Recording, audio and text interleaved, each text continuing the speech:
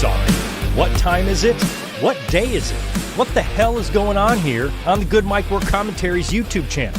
Why in the hell is Bald Greg going live for a wingy at Friday night or on Friday night at 11 p.m. on the East Coast? What is going on here? Well, SmackDown is still going live right now. We are in the middle of the final match. This, of course, aired in London earlier on today. It's only airing live here in the States now on the USA Network. So that match is still ongoing. Ilya Dragunov versus Sami Zayn. I saw it today. I won't spoil you guys if you are watching the last few minutes of SmackDown, but I was ready to rock here, and I thought it would come up now so I don't keep you guys too late, because it is kind of late to do a podcast. If you are on the East Coast, it's 11 o'clock at night. Kind of a rare time for me to be doing a podcast, but it is Friday night, so hopefully you guys aren't nerds and are going to fall asleep at midnight, and you can actually stay up a little bit with me as we do this podcast today, because tomorrow is a very, very busy day for me. I'm pretty much booked solid all day at work, but I had tonight off, so I'm like, when you combine me and when you add me being busy all day tomorrow with me being off all night tonight, that equals a Friday night wingy. So here we are. I made this last-minute announcement earlier on today on YouTube and on social media, letting you guys know that I would be live tonight, but I won't have any hurt feelings if we have a low audience, because nobody does well on Friday nights, and you guys don't even know that I'm coming up here. So if you happen to be tuning into the channel on Saturday, the normal time, looking for the podcast, surprise, here we are. We're already up and it's already done, and now you're watching me on demand. So anyway, we are here to talk about pretty good amount of stuff. A couple of two big top stories we're going to talk about news-wise, and that is number one,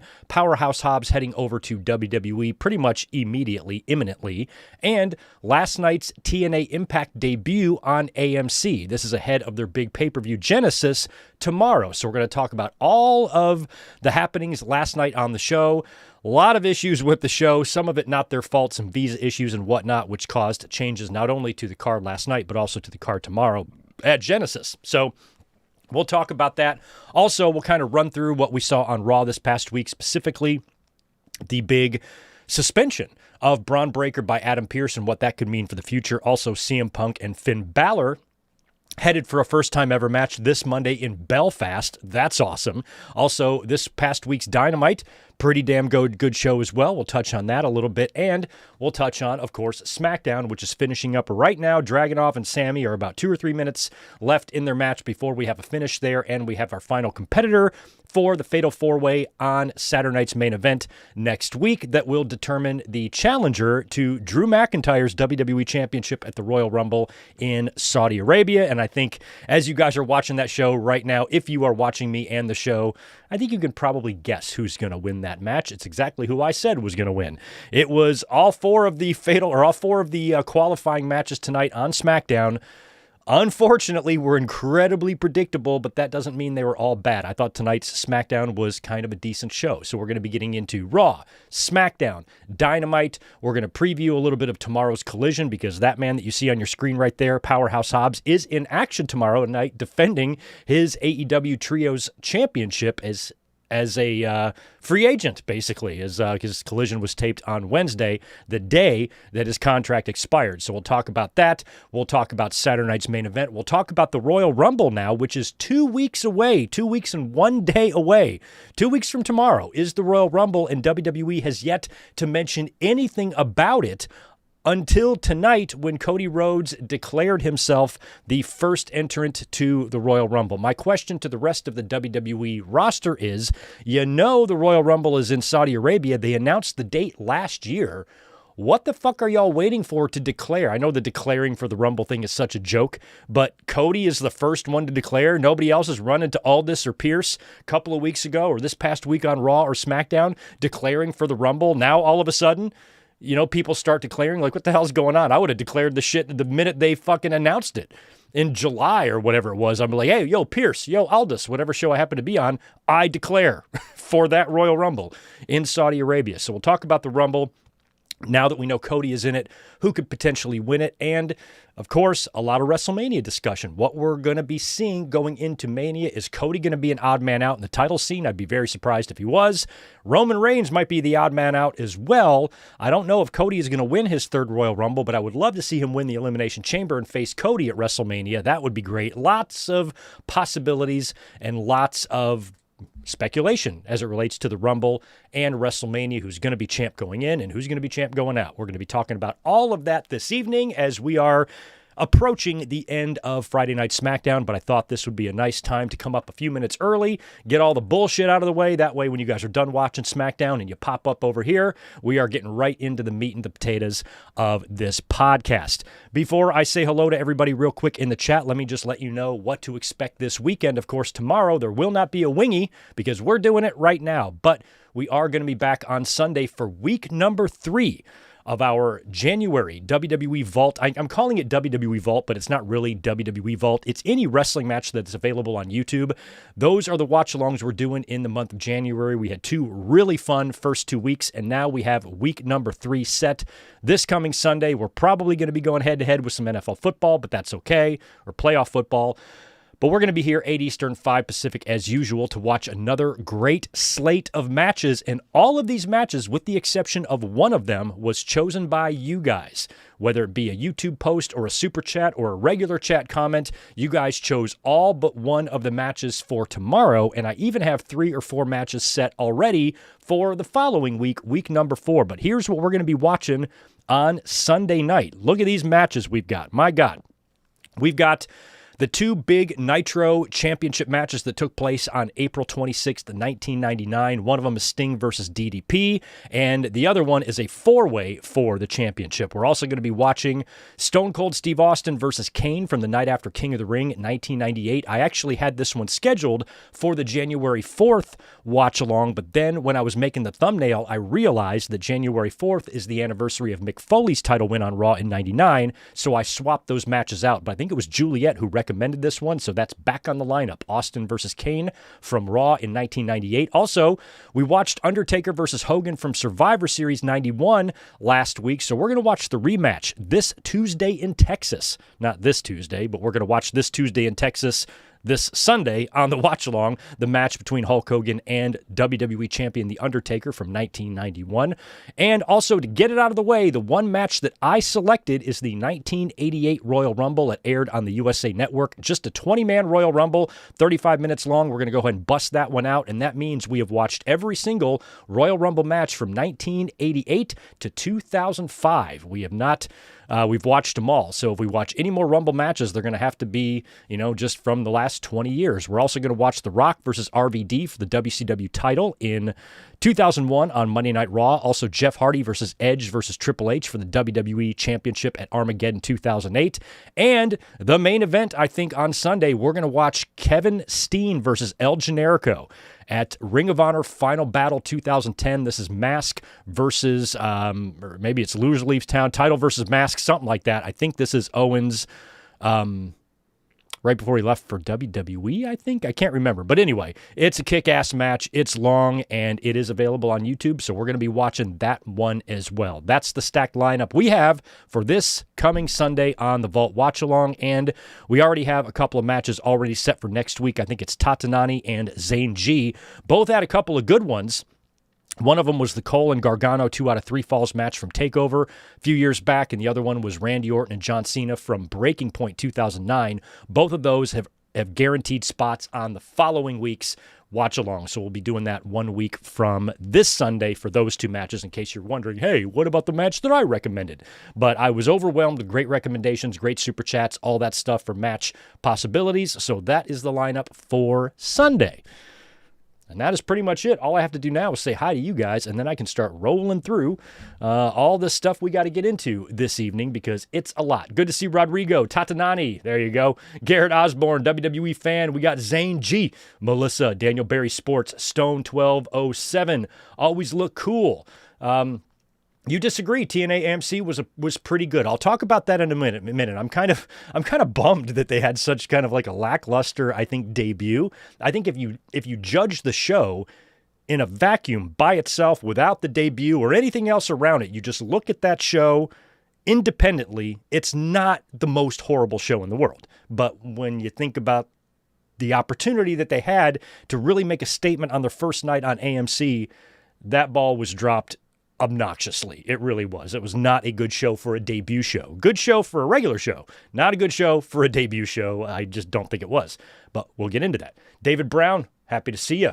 Crazy J, also good to see you. We got Ben FRGN in the building. Perfect timing for you in Singapore, 12 p.m. on Saturday. It's lunchtime on Saturday. It's dinner time on Friday for me. That's the cool thing about technology and the internet. We are all connected. You are all the way over there in fucking Singapore. Dude, what's the skyscraper there? It's like 3 of them with the bridge over top. Man, y'all got some beautiful cities over there, man. I'm pretty sure that's in Singapore. I was watching some architecture from over there, and that one building, whatever hell it's called, is super impressive. My God. Anyway, Max Pokebro, good to see you. Michael Games, awesome. Sonic Plays, Delayed Gratch. Jim, 2012 or 2112. Happy Friday to you, my friend. Denny Down Bad, Ricky Zalvadar. Anybody else chiming in? Like I said, probably not going to be a huge audience tonight. Whenever I see YouTubers go up on Friday night, their audience is low. And I never come up on Friday night, so I think my audience is going to be really low. But that's okay. We got to get this podcast out of the way, and now it's here for you all weekend long for your listening and viewing enjoyment. And you won't even have to wait very long for me to post the audio, I should say. To the podcast feed, because I can do that right after we finish. Usually on Saturday afternoons, I bust out the podcast. I go take care of my night at work. I come home at night. Then I push out the podcast to the feed, and I get everything ready for the next day. But I got all that ready today, so we are ahead of the game. All right, well, that's it. That's all I had to say for the pleasantries there. We need to get into, like I said, meat and taters of this episode, and I think we need to start out with some pretty big wrestling news this week. I don't think anybody really saw this coming. Now, last week on the podcast, we did mention the story. It wasn't really a story. It was just something mentioned by Dave, I think, in The Observer, about WWE being really high on Powerhouse Hobbs. And I'm like, well, that's interesting. Powerhouse Hobbs doesn't work for them. So why are they high on him? Maybe they've taken notice of him. Maybe they've seen him recently and they're like, ooh, that's a guy we would like to have. We might want to pursue him whenever his contract is up. And we talked about that last week. I'm like, I have no idea when his contract is up, but I've always sang the praises of Powerhouse Hobbs and how I think he can be an absolute monster. And I thought there was a chance there when he won the TNT title, but, much like, Wardlow and a lot of other things AEW does, a lot of that, they can't continue on this momentum and they can't get a big man over the finish line in that company to save their lives. So when I hear something like WWE's interested in Hobbs, I'm like, well, if I was a member of WWE management, I'd be fucking interested in him too. But we had no idea when his contract was up. It could be up in 3 more years for all we know. No. It was 3 more days.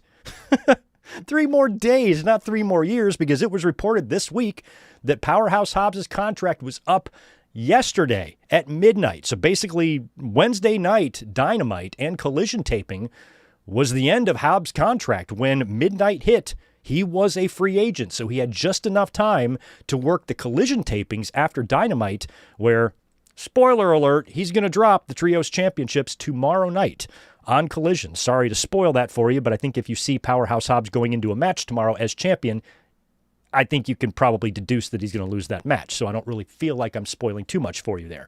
So WWE did have a very cool opportunity to almost Rick Rude this situation. If they signed him immediately and they flew him all the way overseas to London and he debuted on SmackDown tonight, perhaps as a United States Open Challenge challenger for Mello or something like that. Imagine that. He's competing for a championship on SmackDown and then the next night defending a championship on Collision. That's cool. But of course, that didn't happen. With Hobbs, there's really no rush to bring him in. You don't need to throw him right over there on the overseas tour. Wait until the Rumble. Debut him in the Rumble. That's what I do at this point, if you ask me. But again, with the Saudi stuff, he's going to be seen over there, and he's probably going to be spotted prior to the show. So who knows when he'll show up? Who knows if there'll be a little bit of a delay between him coming to WWE? I would expect that he'd mostly leapfrog NXT. He might turn up there. But overall, I think WWE's, got a big get here in Powerhouse Hobbs. Now, this is all assuming, He's actually going to WWE, but most believe that he is. I think that's where all these kind of rumors started about a week ago when Dave heard that, WWE's interested in him. WWE's high on him. And then lo and behold, his contract is up, and now he's expected to go to WWE. I should reiterate that there has been no confirmation of any contract signing with him in WWE, but it's kind of like the Jericho thing. You can see the writing on the wall, even though Jericho hasn't officially been announced as a WWE signing. I wouldn't be surprised if he was already under WWE contract. With Powerhouse Hobbs, it just depends. It just depends on when they want to get him in there and use him. Royal Rumble being in Saudi Arabia is a little bit weird because that might not be where you want to debut him. If Royal Rumble was in Indianapolis or Chicago or Philly or something like that, fuck yeah, debut his ass in the Rumble and have him and Brock Lesnar punch each other in the face. That would be so, so awesome. But with it being in Saudi, I don't know how much of a surprise he could really be, since WWE is kind of touring overseas all the way up until the Rumble, coming home briefly to do the Canada stuff for Saturday night's main event and SmackDown, but then right back over there. So I don't know when the best time to bring Hobbs in would be, what he would do. Probably if it was in the States, I would have him debut in the Rumble and then maybe make work 6 weeks in NXT, and then boom, he's on the main roster. One thing you got to remember about Hobbs is that he's adding his jacked meat to an already existing pile of very talented WWE meat. Think about the meat that company has, with your Brocks and your Obas and your Gunthers and, everybody else that's got meat, your Bronson Reeds, your Breakers. You got a lot of meat over there. And WWE does a really good job of pushing those just jacked up beasts. And Hobbs, I've been singing his praises since the day he came to AEW because he has really gotten himself in shape too. He was always a humongous guy, but he didn't have the shreddedness to him that he has now at first. He looked a little grungy. I remember he kind of looked like a little dirty kind of. He had like kind of messed up hair. He didn't really have a jacked physique. He was never oiled up, that type of thing. And now, he's just gotten himself in such unbelievable shape. And I'm a big fan of guys that, like, when you look at them, you're like, God damn, and when you've had a lot of guys like that in wrestling that couldn't translate the jack shit in the ring, but we have got a great crop in both companies across the entire pro wrestling landscape of big jack guys that not only are big and jacked, but can work and are good. And Hobbs is one of them. He is somebody that I would have definitely tried to make into a megastar. That's what AEW has really been lacking. They have got to get somebody, over that next hump, over, to a point where you have built, yourself a megastar or another cornerstone of your company. I think Brody King has got a good shot to do that in AEW right now, but that's all dependent on Tony Khan. Where Powerhouse Hobbs, if I was Tony Khan about a year ago, I would have started maybe trying to do something with this guy so I can keep him, under contract, because based on what Hobbs has done in the company, why wouldn't he want to go to WWE at this point? I think he's going to do very well there. And this is coming from a massive AEW fan. As a promotion, I prefer AEW over WWE right now. But that doesn't mean that I'm not excited to see Powerhouse Hobbs go over there, because I don't have that level of tribalness in me. I might prefer AEW as a promotion, but I like all the wrestlers and I want to see all of them do well. And if one person can do better somewhere else than where they currently are, I like to see that happen. And Powerhouse Hobbs jumping ship to WWE is cool. It's one of those things that I've talked about a lot since AEW came around. I lived through the Monday Night Wars and WCW and WWE for, many, many years. Not just the Monday Night Wars, but, the competition between the two companies, even beyond that, before the Monday Night Wars, you were seeing a lot of guys jump back and forth. That's the beauty of having two competing North American wrestling companies, is this is a routine thing. Now that it's been 6 years, going on 7 now, of AEW existing, we have seen this happen enough times to where fans should kind of start getting used to it. The young fans can't seem to wrap their head around the concept of contracts expiring and you going somewhere else, or making a business decision to leave, or getting released and then going somewhere else, getting fired, going somewhere else. Whatever the situation is, wrestlers jumping from one place to the next, going from this company to that company to that, is going to be a routine thing. And we've seen WWE to AEW, AEW to WWE repeat the cycle over and over, just like when WCW and WWE were competing. You had everybody. You had your Pillmans and your Marrows and your Dustins and your Austins and your Vaders and your Foleys. Think about where those guys were in 1993 and 1996. They were in two different companies. They were all there in 93 in WCW. They were all there in WWE in 96. This is what happens. And of course, with Powerhouse, it's brought up the discussions of, oh, they really fumbled him. I think I'm kind of leaning to it being a fumble, to be honest, because I think, just if I'm Tony Khan and I'm seeing this person, this human, this wrestler on my roster, I am going to try to make him a megastar. You just can't do anything other than that with someone like him. And so that's on Tony Khan for whatever reason. If he just kind of kept him treading water in the same position, it's not like Hobbs was absent for months at a time or anything like that, like some guys were. But, in terms of any sort of elevation, like I said, I thought there was a chance with the TNT title, but that was such a short run. And I just thought he deserved better than that. But at the same time, he's never been established anywhere as a main eventer. That's something he has to get to. And I felt like he had a much better chance of that in AEW than he would have in WWE. But now, he's going to be going over there and they're going to market and push him and, and utilize Hobbs and the amazing look that he has. I've said this before about him. I swear, if you gave him one of them red bricks, he could just bite it in half. The rock biter from Never-Ending Story? Like, that should be his gimmick, just coming out there biting rocks. Like, he just looks like an absolute beast, like a fucking jungle beast that you wouldn't want to cross at all. And now he's going into the WWE where you have all these monsters already there. You got your Reeds and your Breakers and your Brocks and your Obas, and think about the community he's joining there of big men is already pretty impressive. So if Hobbs is able to go to WWE where there's already a very big cast of giants there, jacked giants doing well, and he's able to succeed, you're going to look back at that and say, yeah, that was an AEW fumble. I think it's a little too early to judge that yet because you have to see how he does. Some guys have gone from one company to the next and the grass has not been greener. Andrade hasn't seen it be greener on either side. He's gone from AEW to WWE back to AEW. Miro. Rusev was in WWE to AEW, back to WWE. It doesn't appear to be that much greener for him there either. However, he is being used, and he's being on TV, and he's wrestled more matches in 6 months in WWE than he did 3 years in AEW. Malachi Black, Aleister Black. I don't know if it's necessarily greener in WWE, but he's being utilized. He's in feuds. He's doing shit. You know what I mean?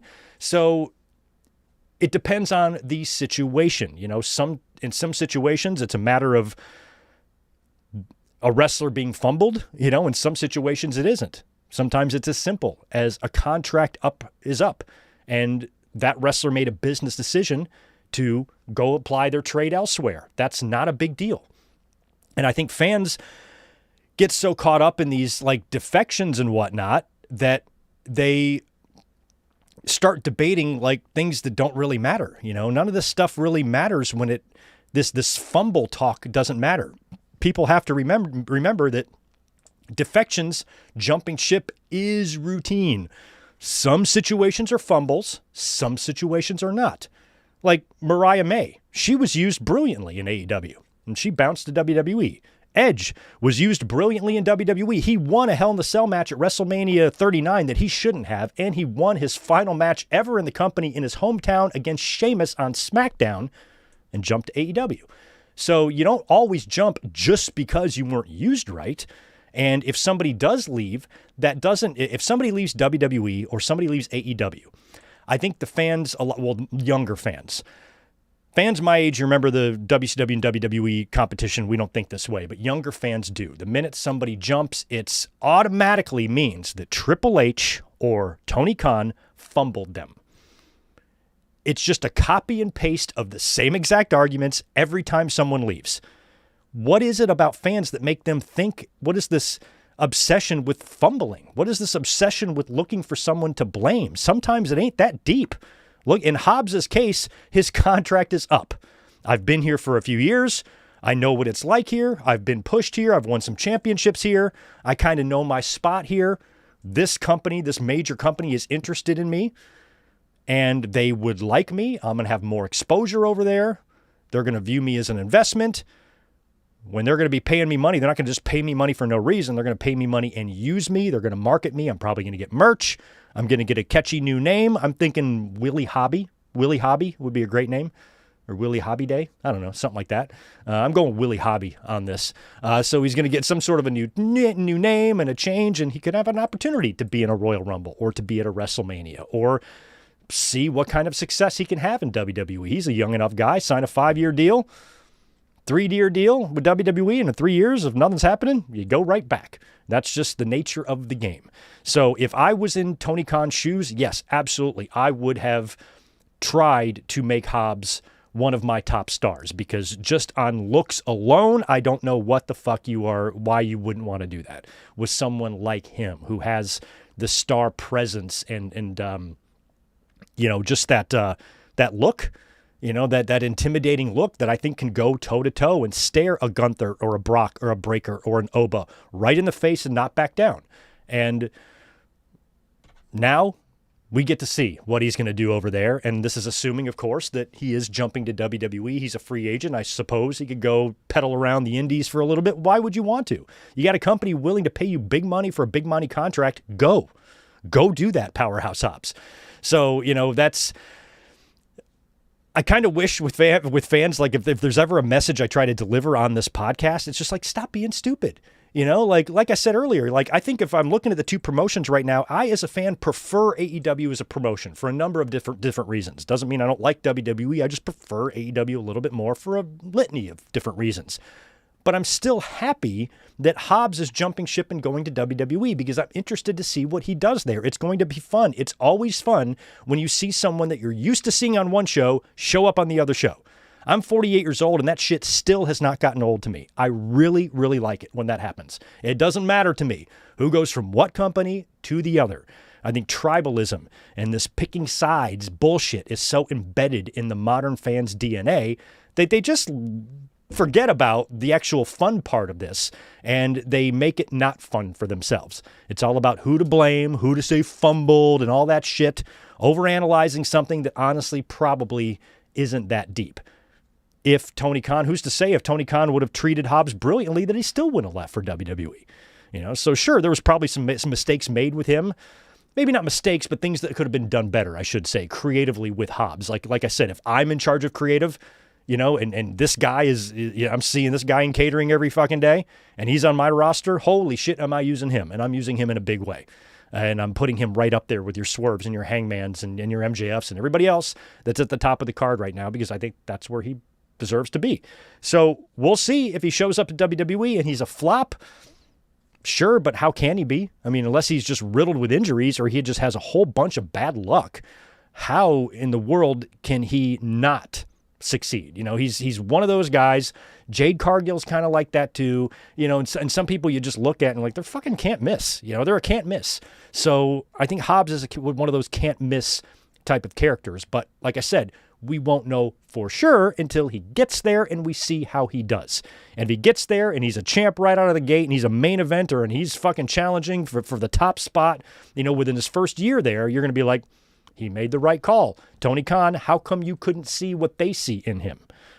But if he goes there and he's just doing what Miro does, who's to say if it was a fumble or not? It just depends. I think fans, though, get too caught up in it and worrying about, we're going to blame Tony Khan or it's a fumble and ha ha ha or whatever, these gotchas and this desire to see people embarrassed or whatever the fuck is going on in social media among these faceless, nameless little boys that just dominate social media with their idiotic shit and opinions and crying and all that and obsession, all that stuff. Just put all that aside and just say, hey, we got two companies here that are swapping talent all the time, just like WCW and WWE used to do, and it was really fun.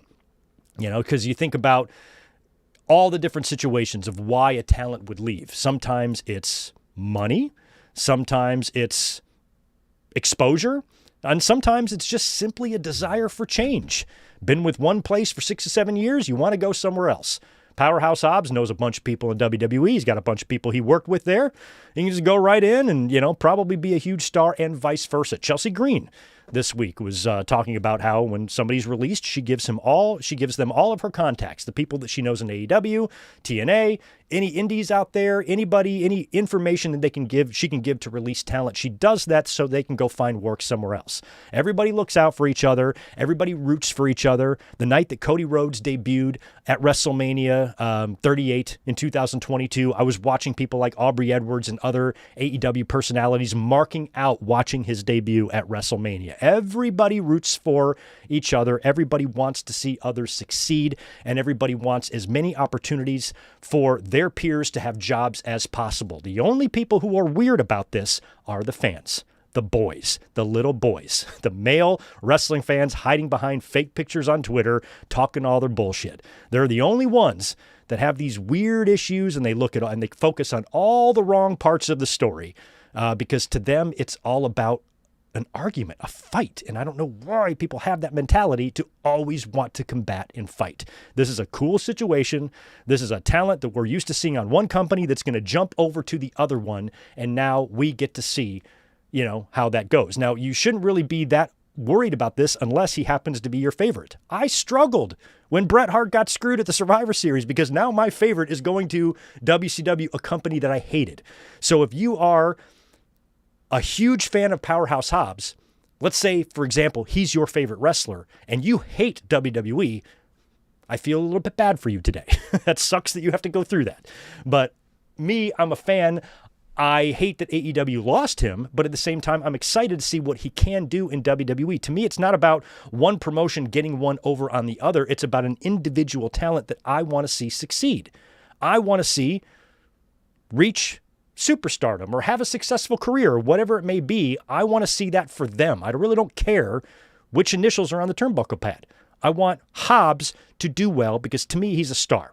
And if AEW can't make one out of him, maybe WWE can. And if WWE can't, maybe he can go back to AEW and they can try again. And if that fails, maybe he was just never destined to be a star. We just don't know. You don't know. So unfortunately, all of the discussions and the chatter about Hobbs' jump or expected jump to WWE has all just been like negative, and debated and stuff. I'm like, all he did was have a contract that expired and he's going to sign with somebody else. I don't understand why this is still surprising to people. This is the nature of the business when you have multiple competing wrestling companies. I think fans were so programmed by just having one game in town for so long, they have no fucking idea how any of this shit works and how routine and regular things like this can be. Hobbs isn't going to be the last guy to jump. There's going to be somebody else in 3 weeks. Somebody else after that. Fuck. AEW just picked up the Rascals. All 4 of them. And they picked up a couple of guys in that limitless Rumble or whatever the fuck that we'll talk about later. So there are always things happening, always people jumping. And if Powerhouse Hobbs is a WrestleMania main eventer within 2 years of being in the company, we will look back and say, yeah, Tony Khan, you kind of fucked up on that one. But we always talk about Eric Bischoff fumbling Steve Austin. What a fucking idiot. He called him on the phone and fired him. It's not like WWE knew what to do with him. He was the ringmaster. He was with $1 Million Man. And then finally they made him Stone Cold, and it still took him a year, even with the Stone Cold gimmick, to really get hot. Even the Austin 316 promo at King of the Ring didn't really solidify it. It made Austin 316 a thing. They sold a fuck ton of shirts, a lot of signs in the crowd, but fuck, Austin wrestled on the pre-show that SummerSlam just 1 month later. So it's not like he exploded with popularity the minute after the Austin 316 promo. It took time. Then, once he got over in 97 and then became world champion in 1998, then you look back and say, oh shit, Bischoff, you were stupid as all fuck. But you really couldn't say that until Austin hit it big. Because up until 96 and maybe even early 97, I dare say he wasn't more of a star than Stunning Steve was. But then once he got into the match with Brett and then he was a monster. So same thing with Hobbs. Hobbs might start off a little slow, find his footing, find something that works, connect with the audience, and the next thing you know, he's pinning Brock right there in the middle, or he's beating Gunther or whatever, and he's your champion. And then we will look back and say, Tony Khan should have done something with him, because look at what they're doing with him now. So we will have to wait and see. But people jumping ship and switching sides is all part of the fun. Unfortunately, whenever it happens, fans don't make it fun.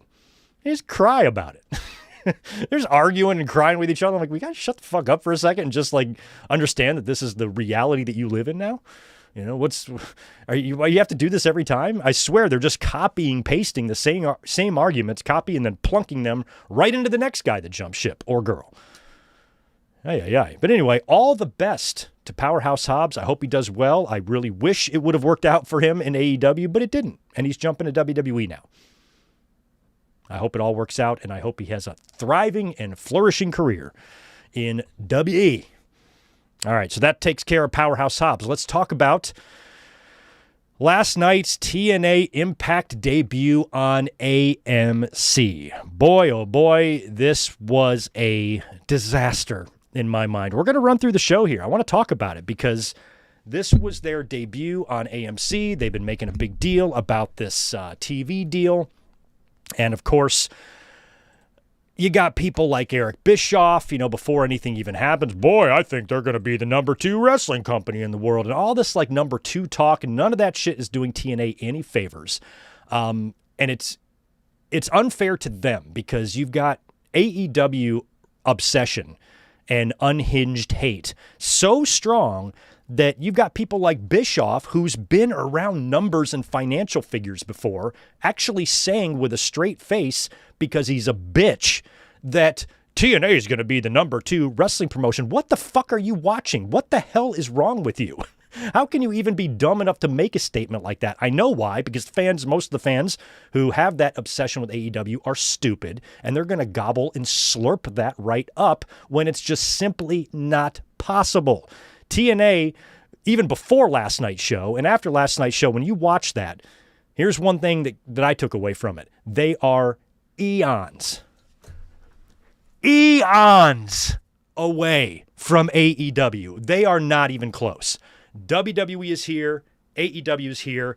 TNA's at my fucking feet. It's not even close. I mean, look at the media rights deal that they got. It's a fraction. The biggest crowd they ever drew was 7,000 people. AEW almost has more YouTube subscribers than them.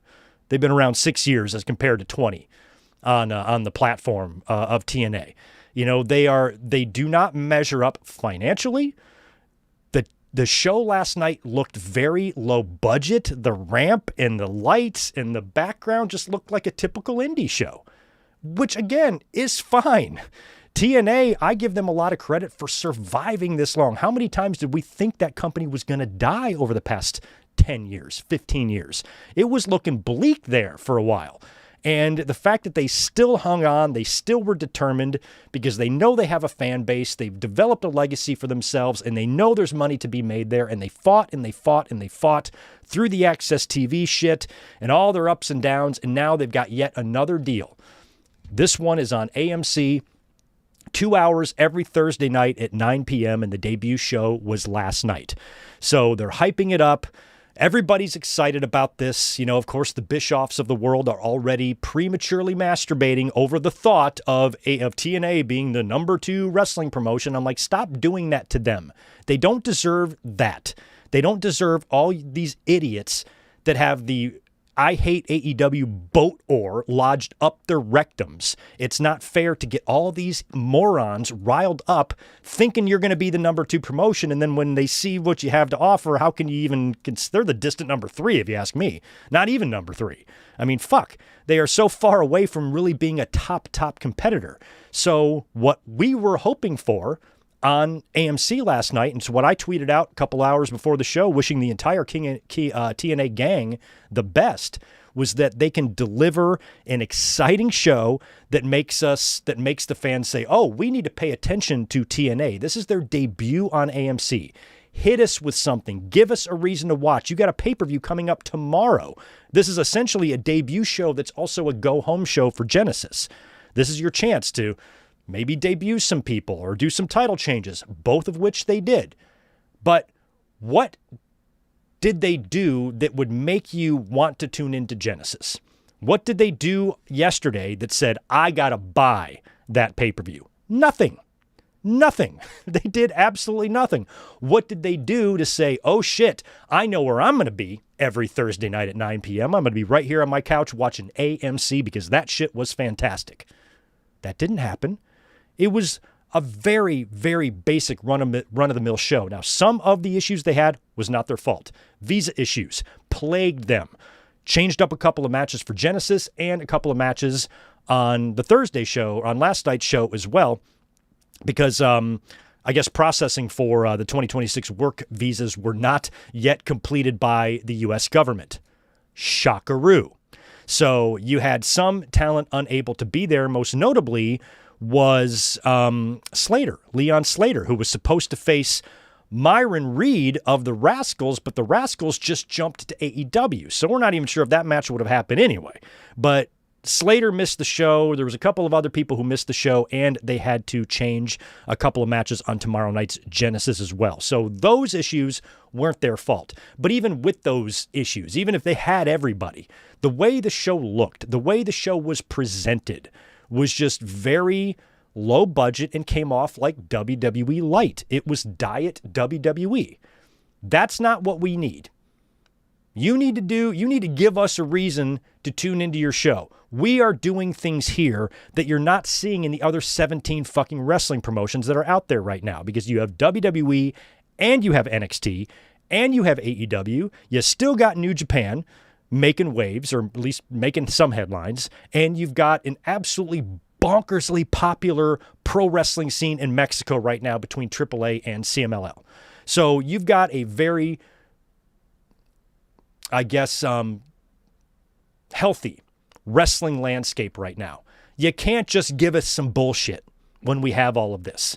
And why would I tune into Thursday Night Impact when, I thought Dynamite was a 20 times fucking better show than Impact was? So the problem is, it's not like this was just one bad show. Like they had been on AMC for a while and they gave us a bad show. We get shitty Raws, shitty SmackDowns, shitty Dynamites all the time. That's not rare. But this is your debut, and AJ Styles was there. We'll talk about him. They had a championship match, main event. That was fine, but it was a 2-hour show that somehow only had 3 matches on it. And they spent so much time with these video packages, these hype packages talking about their history, which is nice. I don't mind one video package. That's fine. But talking about their history is not going to sell any tickets today. So yes, you've got a 24-year-long history. You've had a long run, albeit, a very tumultuous one, but you have survived. And you should celebrate that to an extent. Absolutely. But I felt like it was just too much of that. And then, trying to do the thing that WWE does, where you got celebrities in the crowd. They had some... who was there? Well, first of all, they had Perez Hilton there. And I don't even know what the fuck he does or what he is or who he is, but I know I hate him. So you had him there, but also you had, where was it? I should wait. So you had, I guess it was Mara Sade and Candice Michelle. They were at ringside, and they were sitting with the cast of Dark Winds. Must be some show on AMC that they're going to cross-promote. So they were out there interviewing them, and then Ryan Nemeth came out and got in their faces, and they did this whole thing. And the whole time this is going on, behind them, an entire section, half the fucking arena of empty seats. Again, I'm not an empty seat guy or an empty hard cam guy, but the way these anti-AEW little bitch boys act every time there's an empty fucking seat in AEW, what are they telling themselves here? Like, how are they explaining this away to themselves? Like, how are they making it okay for themselves in their head? And again, this wouldn't matter, but they're the ones saying this is going to be the number 2 promotion. I'm like, okay, we'll explain on them fucking empty seats, because they're just not. They're not even close to that. So it just looked small time. It looked like an independent show, and it looked very low budget, horrendous production values when you compare them to WWE, NXT, or AEW. They were dwarfed in that department by WWE and AEW when it came to just overall production. And it had this vibe of being diet WWE light. You don't want to do that because they already have WWE light in NXT. That's their developmental program. So back in the day, they got popular by being different with their 6-sided ring. I hated the 6-sided ring. I don't necessarily want to bring that back, but that was part of their identity and the vibe and the Impact Zone. none of that really translated here. It didn't feel anything like what TNA used to be, or the spirit, or mission statement or attitude or vibe in general of TNA. You didn't feel any of that at all last night, even having AJ out there. And he opened the show, by the way. Didn't really help much. And AJ opened up the show, but didn't say anything. He just said, hey, we got a lot of wrestling to get to tonight. Really, 3 matches in 2 hours, that's a lot of wrestling. So he wanted to keep it short and sweet, and he basically just welcomed everyone to the show. And that was it. But he did appear a couple of times later on in the show to talk to both of the participants in the World Championship main event. He went face-to-face backstage with Kazarian, who is was the current TNA champion. And they kind of got face-to-face, and I really loved, first of all, it was completely silly. Kaz says, I can't even say this without laughing and blowing a booger out of my nose. Kaz says to AJ, if you got anything to say to me, man, say thank you for the house.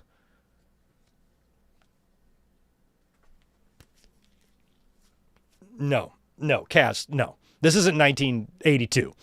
You're not going to be thanked for the house. You had nothing to do with the 3,000 people there. TNA is the same thing with WWE.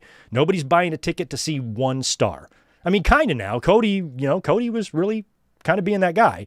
But WWE's the ice capades. You're going to see WWE, where back in the 80s, you went to see Hogan. Back in the 90s, you went to see Austin. Now you go to see the promotion, not one specific star. So if Kaz is world champion, it doesn't matter who the fuck was world champion. Perez Hilton could be the TNA world champion, and they still would have drawn 3,000 fans last night. So it has nothing to do with you, Kaz, telling AJ to thank him for the house. LOL, LOL, LOL. I actually wrote that in my notes. I wrote LOL space, LOL space, LOL. I had to write LOL 3 times because that's how much I LOL'd when Kaz said that to AJ Styles. But as soon as he said that to AJ, AJ goes like this. He didn't have to say anything. He looked at the TNA championship, and the crowd responded to that. They didn't respond to anything Kaz said. They didn't make a sound. They didn't make a peep to anything that Kaz said. When he told AJ to thank him, I can't even stop laughing. When he told AJ to thank him for the house. Thank you for these nuts. Oh my God. So even when he said that, crowd didn't say shit. But when all AJ had to do was look. All AJ had to do was move his eyeballs to the belt. And the fans were like, ooh. And I was like, ooh, yes, please. Yes, please. Let's have AJ win the TNA championship one more time before he retires. Absolutely. Let's do that. I'm fine with that. Now, it feels like WWE isn't going to let him wrestle there, but if he's about to retire anyway, all you're risking is an injury. As long as he doesn't get hurt, no harm done. He's going to be leaving pro wrestling anyway, so why not let him have one more shot in TNA, one more match in TNA, one more championship in TNA. I'm all for that. I really hope it happens. He also gave Santana a pep talk before the match. So that right there, the little tease that AJ Styles might actually wrestle in TNA. There's been rumors of that for quite some time, but I'll kind of believe that when I see it. And that's something that I would be very disappointed if WWE's like, no, we can't let you do that. Fucking A, man. You got a working agreement with this company. It's not like you're sending him out, to AEW or anything. He's just going to wrestle a match in TNA, maybe win their world championship. Why can't you give that to him? And I think that they might. So AJ just teasing that, looking at that belt, I like it. I mean, maybe AJ wins the TNA title and then he faces Gunther in a retirement match and Gunther beats him and Gunther wins the TNA title. Then how do you get it off of him? You can't even do that. You can't do it because WWE would never let anybody in anybody in TNA beat Gunther for the TNA title. There's nobody there that could beat him. Nobody. There's nobody in TNA that would be worthy enough to defeat Gunther clean for a championship. Nobody. So you can't do that. But AJ showing an interest in the TNA title is interesting. So that was a positive last night. Not all negative. That was a positive. But some of the negatives were like the matches. For example, Hardys and Elijah. They beated Mustafa Ali and the Great Hands. Vincent and Dutch attacked the Hardys after the match. It's fine. Just a pro wrestling match. That's all. That's all. We did have some debuts as well. Santino was in the ring. Santino, what is he, like the sheriff or whatever? He's got his little badge there. So he's the sheriff or the sergeant at arms or whatever he is in TNA. Let me straighten up here. I like to be centered. So he's in the ring, and he says that, Things have been kind of hectic lately, so he's been given some help, and he's very excited to introduce this person that apparently is going to have some powers in the company, Daria Ray, a.k.a. Sonya Deville. There's a positive. I like Sonya Deville. I think WWE's idiots for letting her go. So she's back now. Great. She's Daria Ray. I don't know if that's a real name or her TNA name or what. So she's now in the ring, and then she tells Santino that she's way better at doing this job than he is, and she has wasted no time in getting to work with her new gig, and she has made a signing, none other than Elena Black, formerly NXT's Cora Jade. She comes out, and she's the newest signing. So there's 2 big debuts there. TNA's losing 2 women that I'm going to talk about later with the Inspiration, and they're gaining 2 more with Daria Ray and with Elena Black. Now, Daria, Sonya Deville, I love. Elena Black, I don't. I don't like her. I've watched her clip of her cage match with Mandy Rose, so she's all in the OnlyFans stuff, but I just don't like her vibe. I haven't heard anything good things about her, and I think it stems from like one tweet that she made one time that was clearly some sort of a dig or something on Sky Blue. And like, fuck you. You just look like an asshole. She looks like an asshole. She might not be. She might be the sweetest girl in the world. But to me, she comes off like an asshole, and I don't like her. So anyway, Elena Black is in TNA, along with the former Sonya Deville, Diarrhea. I just think of Daria from Beavis and Butthead. So Daria and Elena Black are now in TNA, so that's a nice debut there. And that's when they did the thing on the outside of the ring where they introduced Mara Sade. I don't really even know who she is. All I know is she's got a match, I think, tomorrow at Genesis. And Candice Michelle was out there, just random. So they try to do the same. They basically just mimic the same thing WWE does, but instead of being, in a 20,000-seat basketball arena, they're at the goddamn state fair. And they introduce these people with thousands of empty seats behind them. Candice Michelle does her little dance, and the other one says hi, and they're trying to make it look like, oh, the celebrities are out for this one. And then we've got these 4 people that are in Dark Winds. I don't know if Dark Winds is a show, a documentary, what the fuck it is. But they got these people, like we all know who they are. And then Nemeth comes out there and messing with them. And it just looks so stupid. Like, what are you doing here? It just was pointless and dumb. And it was just a very, very tiny, I guess, what's the word I'm looking here for? A tiny mock-up, or why can I not think of what this word? A copy. It's just a tiny a copy of the same type of shit that WWE does when they have celebrities in their front row, or when AEW's got a celebrity out there. Only difference is they're bigger celebrities with a bigger crowd standing behind them, and WWE's got some of the biggest. And so to see TNA try to do this, the stars are out tonight. What fucking stars? Candice Michelle? What are you talking about? So, oh God, just cringe, it just makes you kind of like grit your teeth and like, what the fuck here? So anyway, yeah, the stars were out for TNA Impact last night. I'm kind of not familiar with this Elegance brand. I know that the former Dana Brooke became Ash by Elegance, which I don't understand what that name means and why you use that Ash by, what the fuck does that mean? So is she Ash and her middle name is By and her last name is Elegance? What's that mean? So she's Ash by Elegance. She's got other, I don't know, elegant people with her. By the way, who's that tall redhead? Will you tell her hello for me? Ask her if she's interested in 48-year-old bald podcasters. Let me know what she says. Anyway, who's the tall redhead?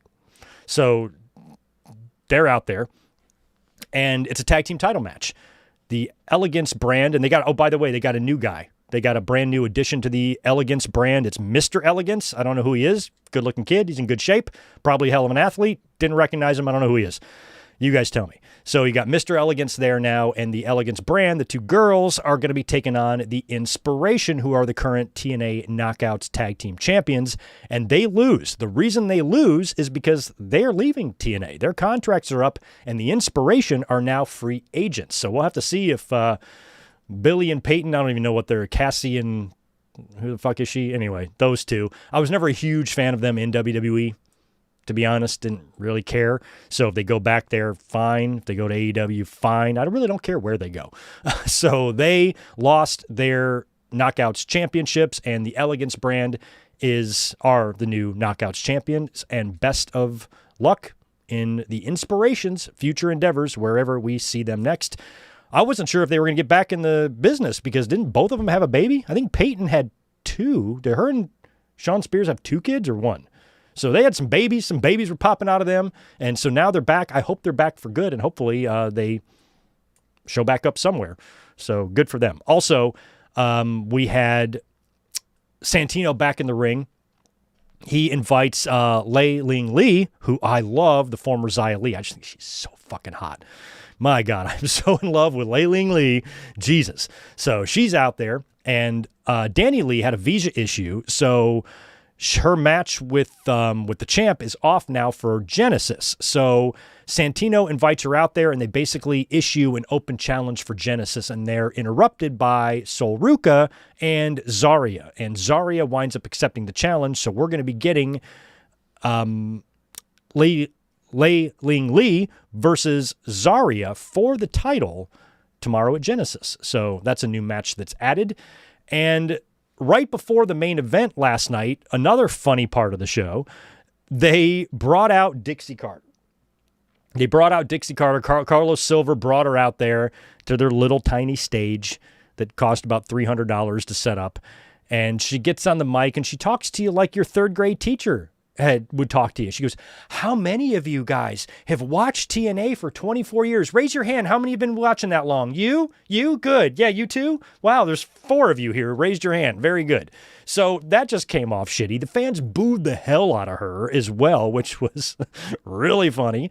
And then they brought out Bully Ray right after that to be on commentary. And then he has this big stare down with Dixie Carter, like any more than 26 fans remember the history between those two.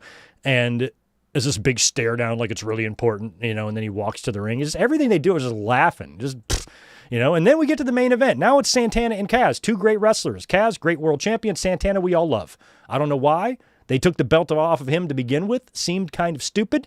And they had already announced prior to this match that the loser was going to be granted a rematch at Genesis no matter who came out of this match on top.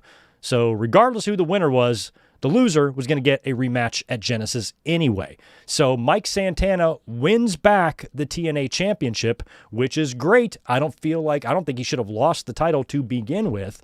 So now he wins it back, but he has to defend it tomorrow night at Genesis in a Texas death match against Kazarian and Nick Nemeth. Yeah, I was going to say Ryan. Nick Nemeth, Dolph Ziggler, is going to be the special guest referee for that. So they could switch the title right back tomorrow. So now Santana is a 2-time TNA champion. Good for him.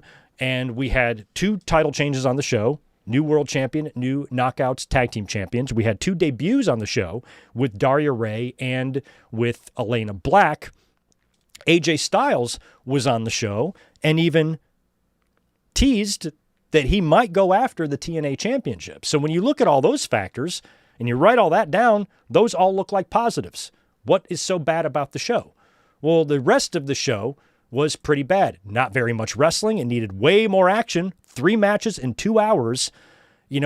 That's what WWE will do sometimes. They will just inundate us with video packages and commercials and bullshit and outside of the ring interviews and stuff. Why are you trying to be like them? If I'm TNA and I've been blessed enough to still be alive after all these years, and now I've fallen ass backwards into another TV deal and I've got yet another opportunity to build some momentum here, why would you think doing exactly what we see on the company that you're currently the personal bitch of, doing the same thing as them, only on a much more minuscule scale, how that is going to attract wrestling viewers away from anything else that we already have out there? It's not going to attract me.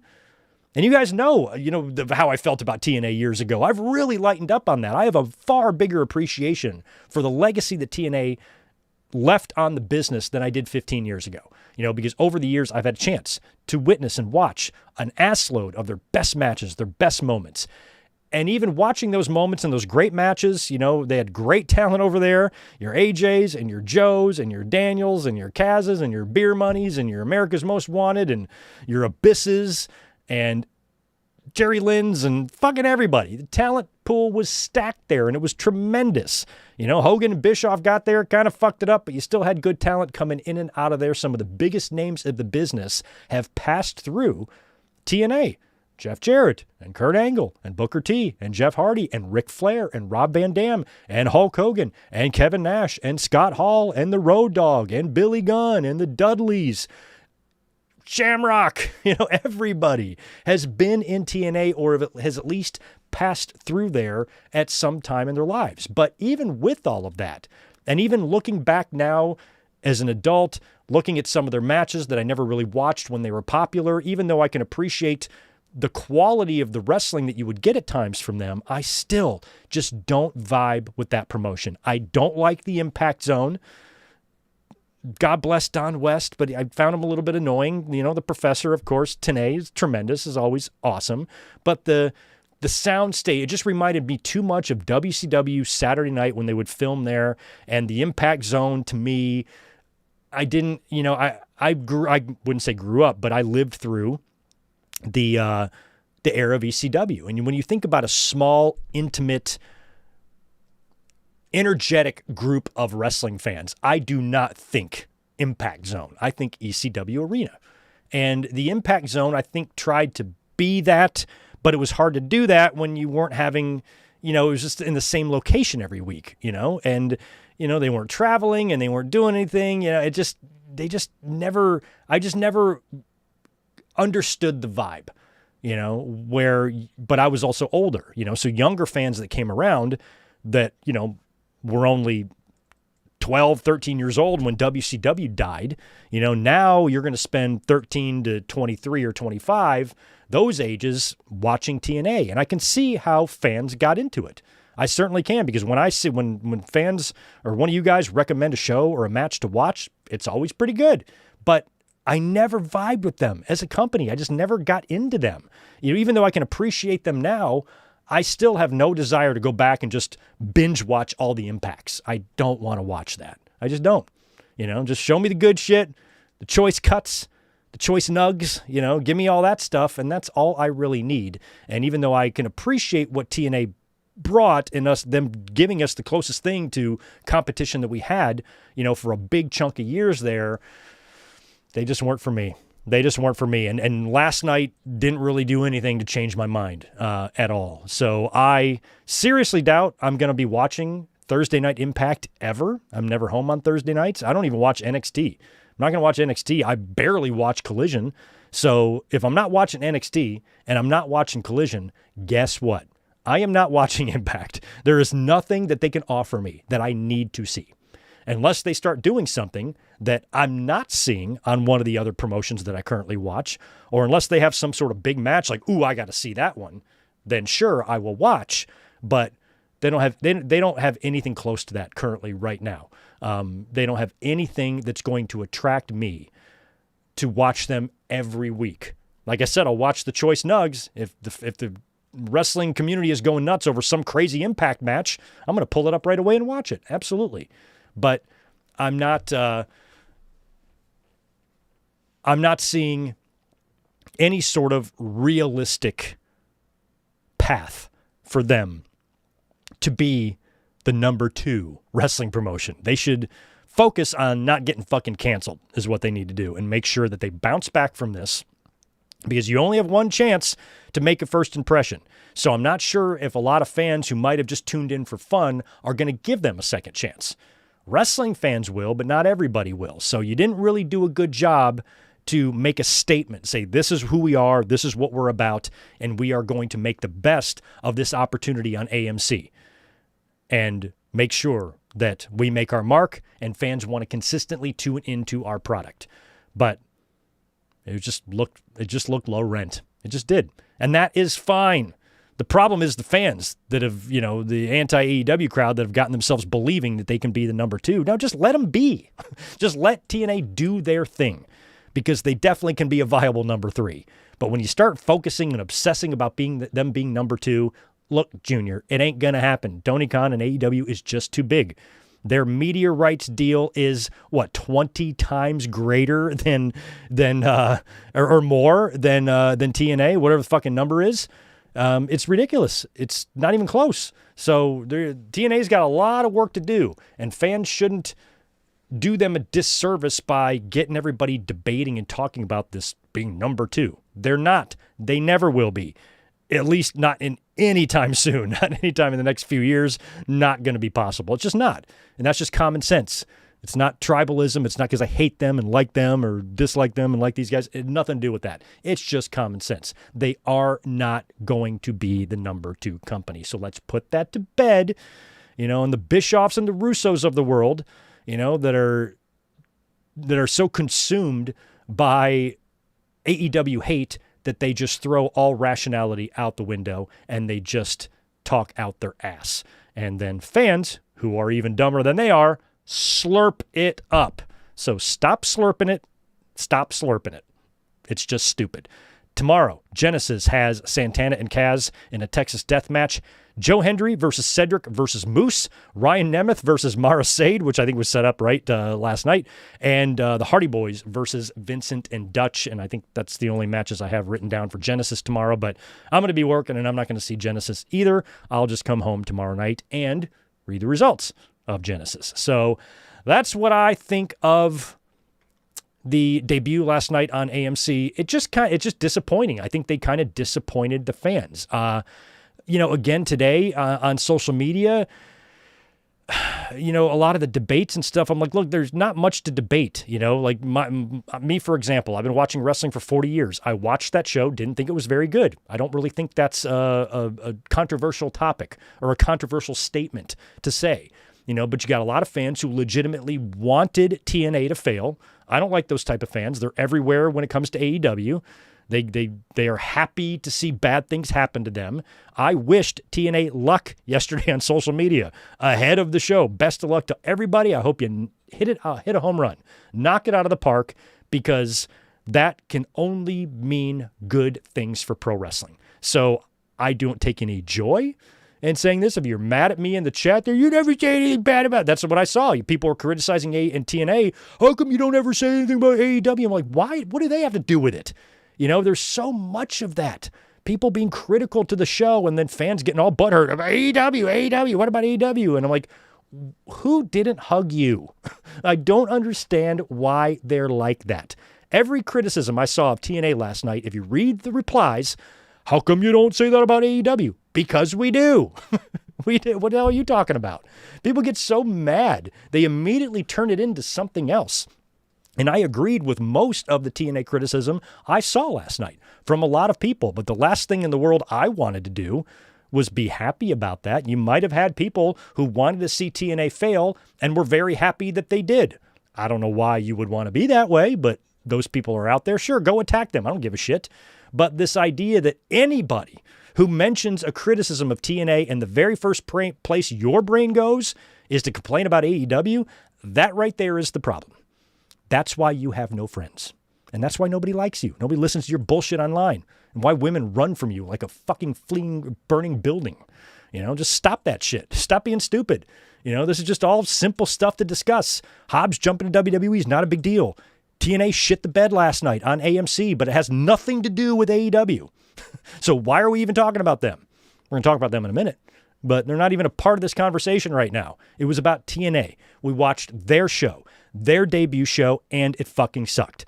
The first episode of Raw, the first episode of Nitro, and the first episode of Dynamite, and the first episode of SmackDown were all very good. The first episode of AMC, or TNA Impact on AMC, was a big pile of donkey dicks when you compare it to those shows. And it just wasn't good. It just wasn't good. So now, unfortunately for them, they have to play catch up. They are now running uphill instead of starting out strong, and then trying to maintain that audience. Now they're going to have to fight from behind, because there's going to be a lot of fans saying, well, I saw what they brought to the table and that's not interesting. So I'm not going to watch them again. So they're going to have to make some noise to get fans to say, all right, let's give them another chance.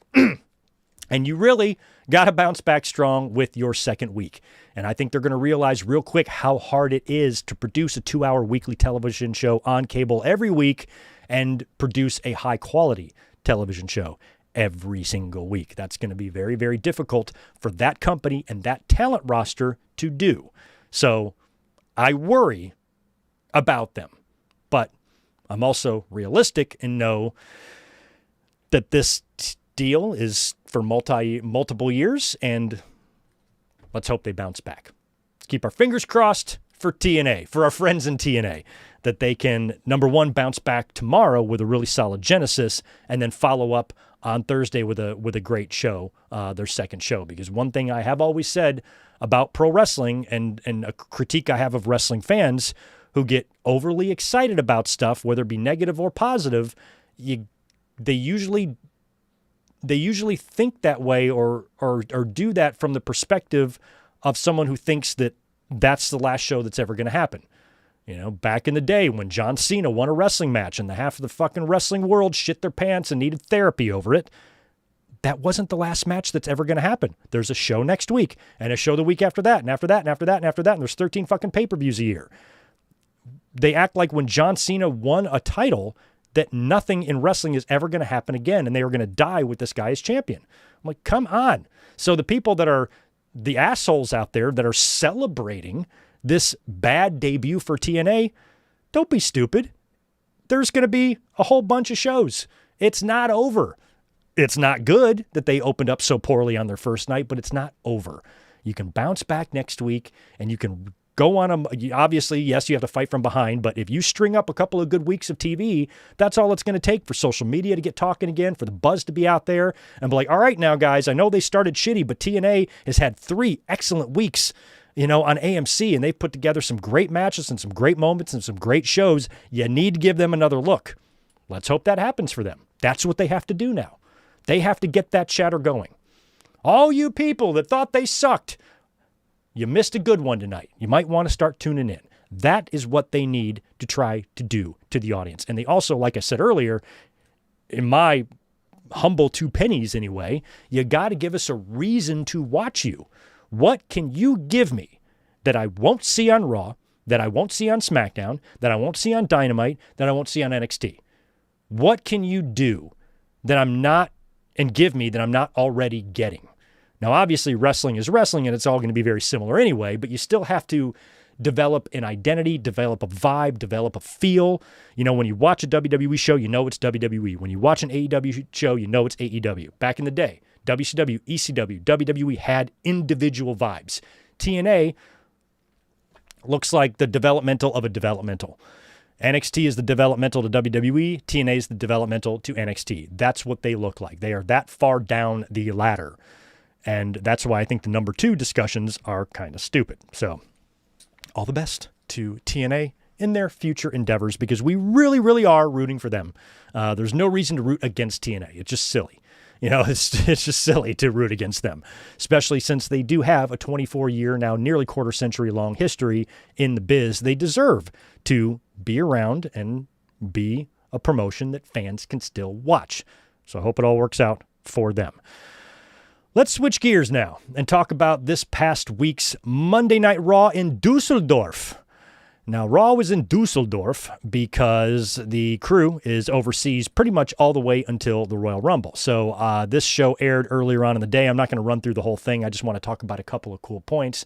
The main one being CM Punk and Finn Balor's promo against each other. Punk came out to cut a promo. Balor interrupted, and Balor said that Punk always has had a lot of opportunities to have a home field advantage in his matches, and now Finn Balor has got an opportunity next week when he faces Punk in Belfast. And when Balor mentioned next week, the entire crowd in Dusseldorf started booing.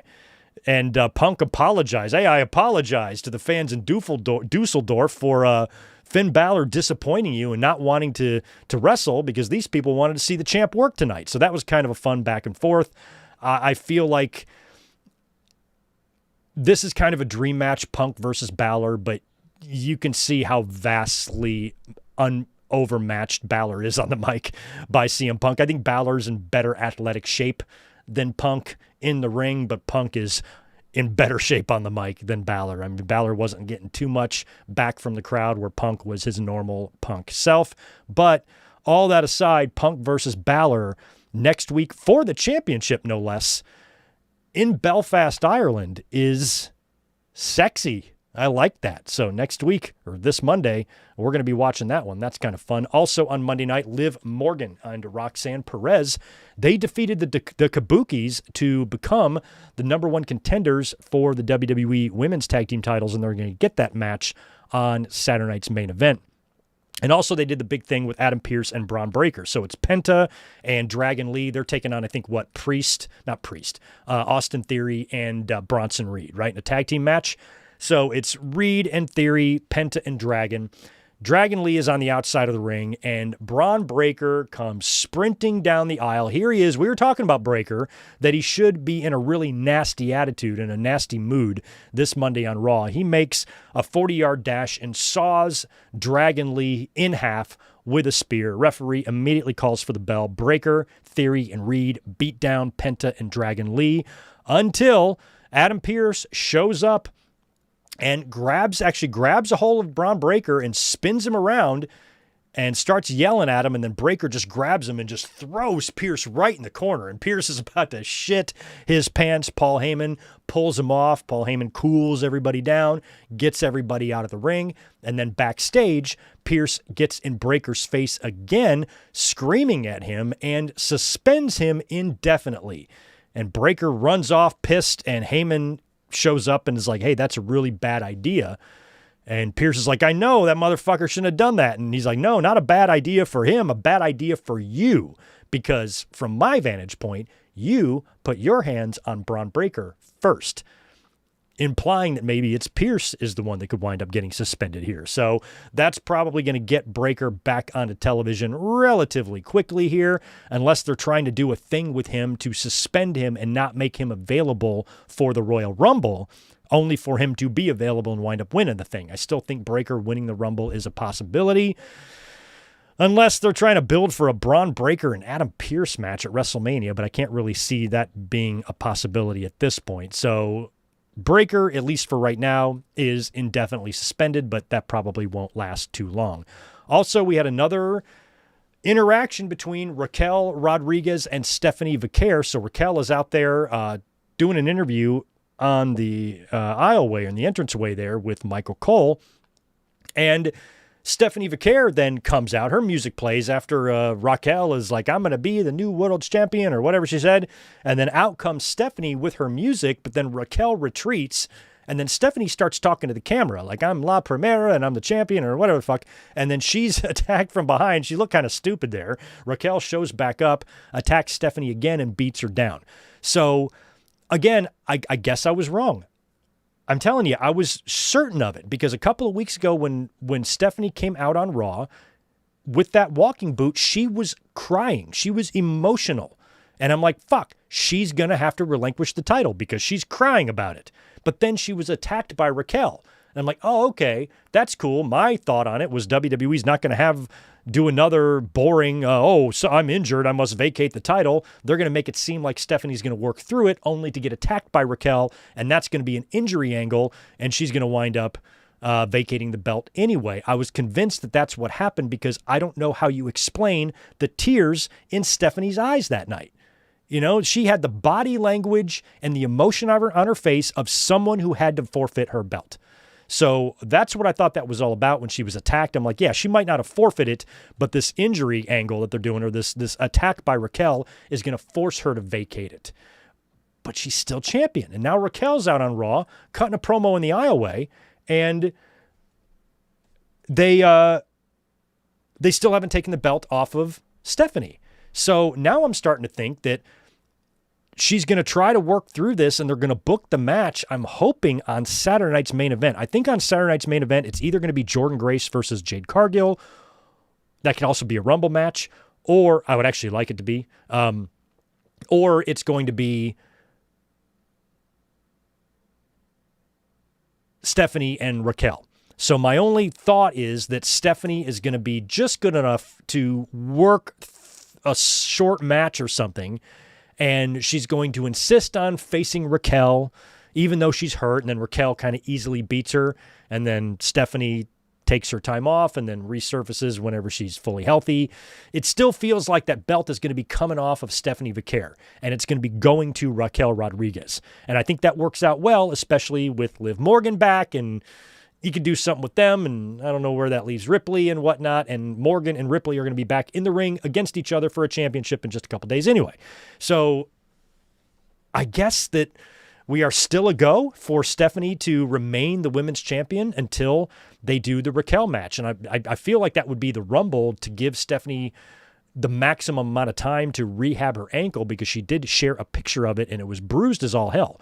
So it doesn't look like she broke it because she wasn't out there in crutches, but she did have a walking boot. So if you roll an ankle and you're bruised and swollen, the only way you can really heal that is to rest it. So if she's just resting for 4 weeks, 3, whatever it's going to be by the time we get to the Rumble, about 4, hopefully she'll be good enough to go. And I would put the belt on Raquel. I'm hoping they do. I'm hoping that this leads to Raquel getting the championship, because I've always been a fan of Big Mommy Cool. I think she's big. I think she's sexy. She's even calling herself Big Sexy, if you noticed that on Monday Night Raw. So I like it. We'll see where they go, and I'm happy that it doesn't look like Stephanie's going to relinquish the title, because I was convinced she was going to do that. And then in the main event of Raw on Monday night, it was Gunther versus AJ Styles. They set this up last week, and we've all been wondering if Gunther's going to be the guy to retire AJ Styles, potentially at WrestleMania. But they're doing the match already. So I had said going into this match on Raw, whatever they do, you got to leave some sort of a door open for a rematch, And if you do, can they actually stretch that to WrestleMania, if that's the plan? The plan might be for Brock and Gunther. The plan might be for Gunther and Powerhouse Hobbs.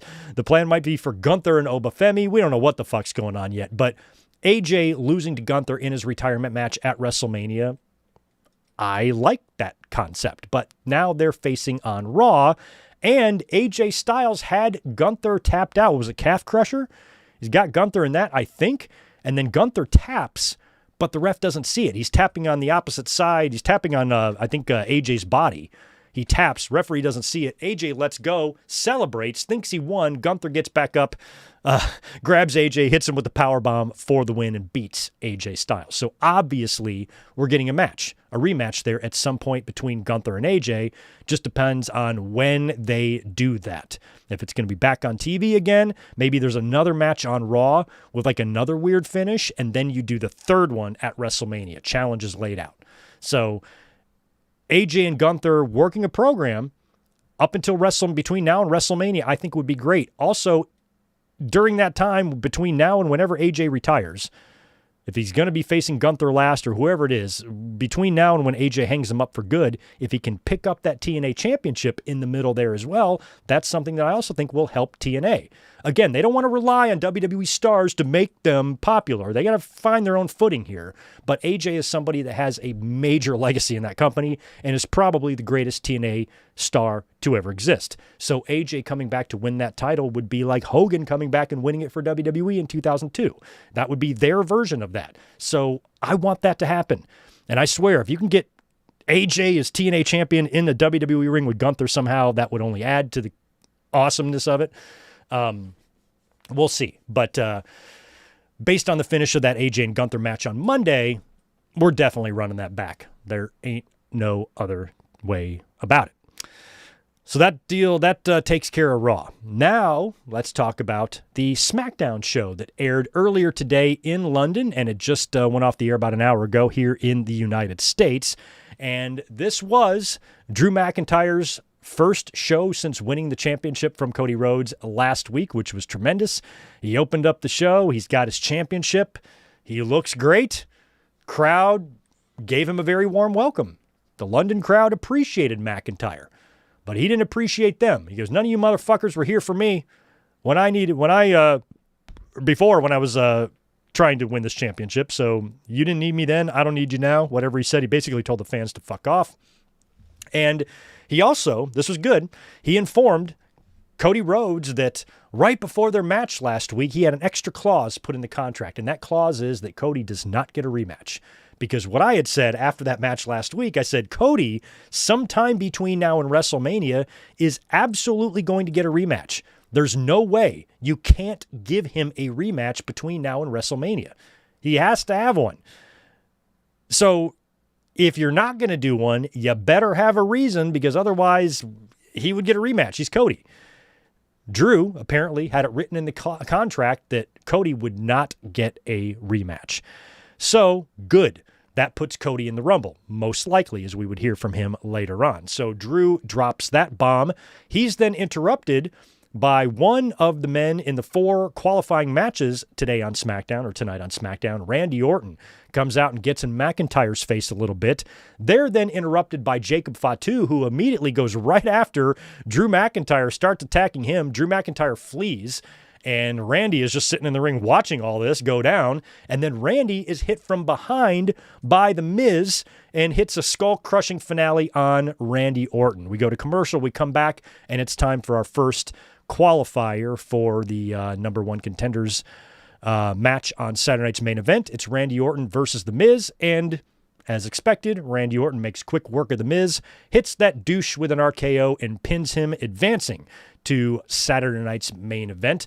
After that, we had Alexa Bliss and Charlotte Flair. They defeated Julia and Katana James in a tag team match. After the match, Nia Jax.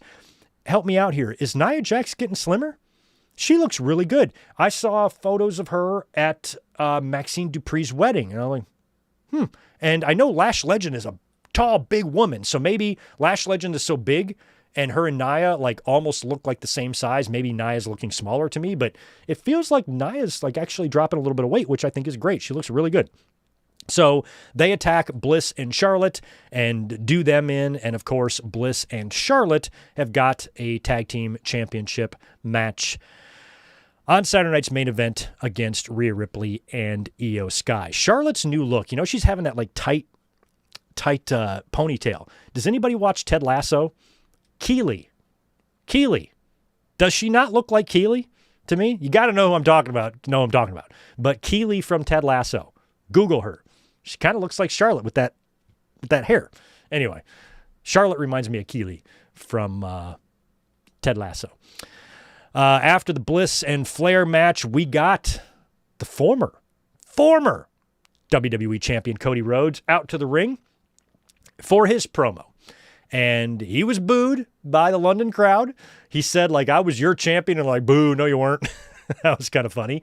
He did make mention of Drew's comment of being no rematch. And he talked about, like, when he left WWE years ago, just like Drew McIntyre did. That's the cool thing about last week's match, is that Drew and Cody were those two guys. One was a Stardust and one was a three-man band guy. They left, made names for themselves on the indies and came back to be huge stars in the company and win multiple world champions, both of them. I love their stories. So Cody makes mention of that and even name drops What Culture Wrestling that was around for a little while there. Cody and Kurt Angle and a bunch of other stars wrestled over there. Cody a few times. And I know Simon Miller was a part of that back then. And the fact that he shouted them out was pretty cool right there on WWE SmackDown. But they were in London and they're all based over there. So that was kind of for the local crowd. But we all know who What Culture guys are too. So that was kind of cool. And that's when Cody declared himself as the first entrant in the Royal Rumble. And my question is, why in the hell is he the first entrant? The Royal Rumble is in 2 weeks. What in the fuck is the talent talking about in catering? When you're back there eating your salad or eating your steak or eating your veggie wrap or whatever the fuck, and you're chatting with your other peers, nobody's like, hey, is anybody declared for the Royal Rumble yet? Oh, fuck, I forgot. I better go do that.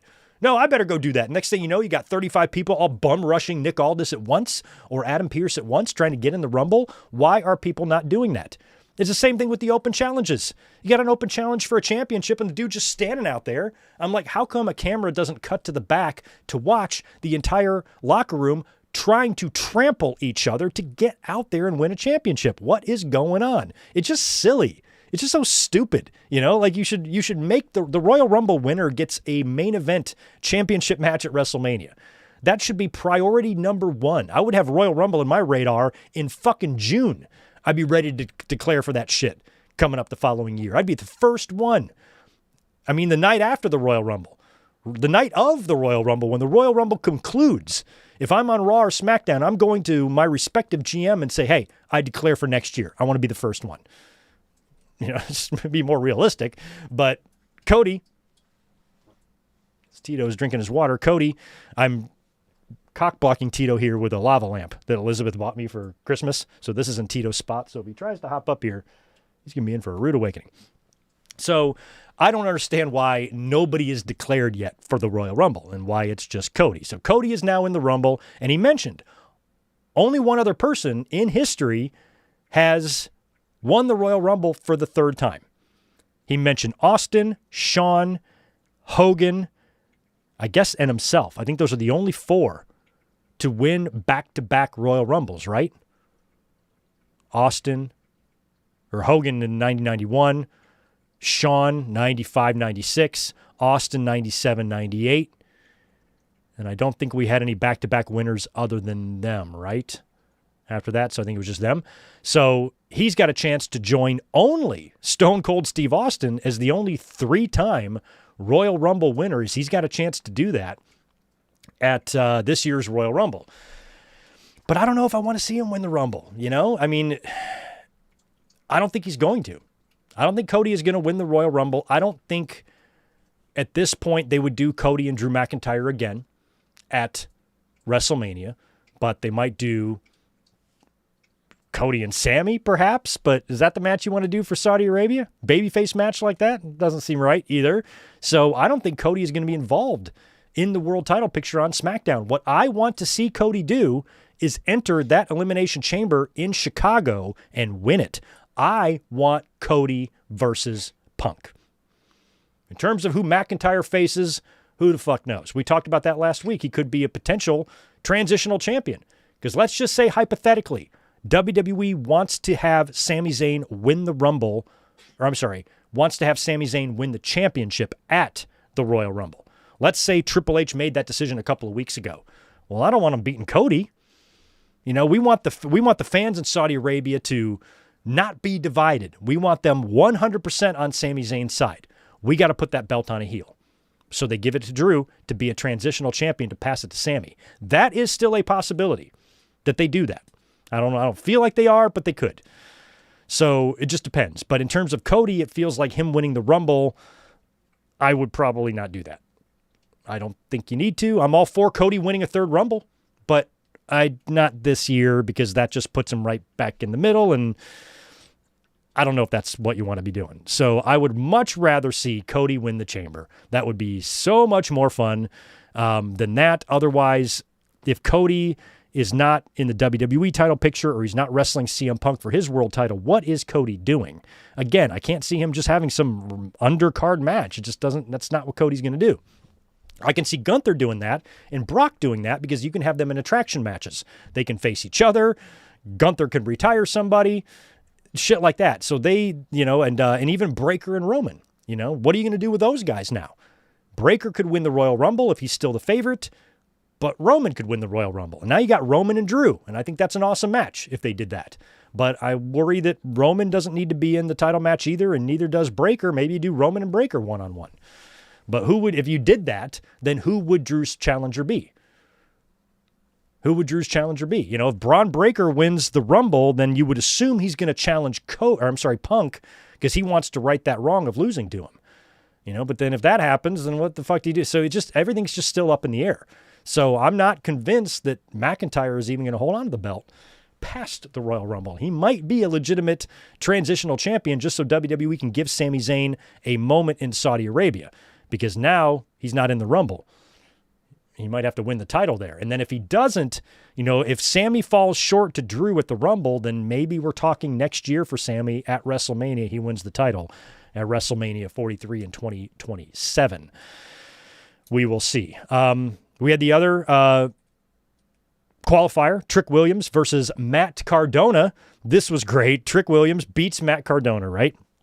So Trick beats Matt. He advances. No big surprise there. After the match, Kit Wilson comes out. right after the match, as Trick is leaving, Kit Wilson comes out. Now, the other one, Elton John or whatever, he's injured, so he's on the shelf for a while. So they're trying to make use of this Kit Wilson guy, and I've been paying zero attention to this guy. I barely even know he exists, but I do now. Instant fan, because what he does is he comes out and he attacks Matt Cardona. Well, he comes out to his music, his bebop and little music, and he's bouncing his little Twinkie ass to the ring. And then he gets down there and he sees Matt Cardona and he punches him, and then he throws Cardona into the steel steps. And during this, the music has stopped. And after he throws Cardona into the steel steps, he just pauses and then just starts doing his dance. And the way the music queued up with it so perfectly, I swear, he even started dancing about a second or half a second before the music started, which made it so much more perfect. It was so great. Just the little moments like that is what I love about pro wrestling. When you can just have 5 seconds that'll make me laugh for 30 minutes, that's what I like about pro wrestling. AEW is good at doing that. WWE can do it too at times, and this was one of those times where I just chuckled. It reminded me of something I'd see from Danhausen or something. It just cracked me up. So I'm loving Kit Wilson now. I barely even acknowledged his existence prior to tonight. Now I'm an instant fan. If I was going to list my all-time favorite wrestlers, it's probably Brett and then Kit Wilson. I mean, that's where we're at now. So that was tremendous. Loved that. Also, after he took out Cardona and started dancing, he was then attacked by Jacob Fatu. So Fatu was back out there, and Cody talked about Fatu in his promo earlier, kind of blaming Fatu for him losing the title, and told Jacob that he's got a receipt coming. And then he said, "You've been in the business long enough. I assume you know what a receipt is." Hey, Cody, 13-year-old wrestling fans know what a receipt is. Just so you know. We all are fully aware of the concept of the pro wrestling receipt. So Cody explained that. So then he came out to get his receipt, or to give, I should say, his receipt to Jacob Fatu. Comes out and attacks Jacob, and it was made official right after that it will be Cody Rhodes versus Jacob Fatu on Saturday night's main event 1 week from tomorrow. So that's good stuff. We had another qualifier for the Fatal 4-Way on Saturday night's main event. It was Damian Priest defeating Solo Sikoa.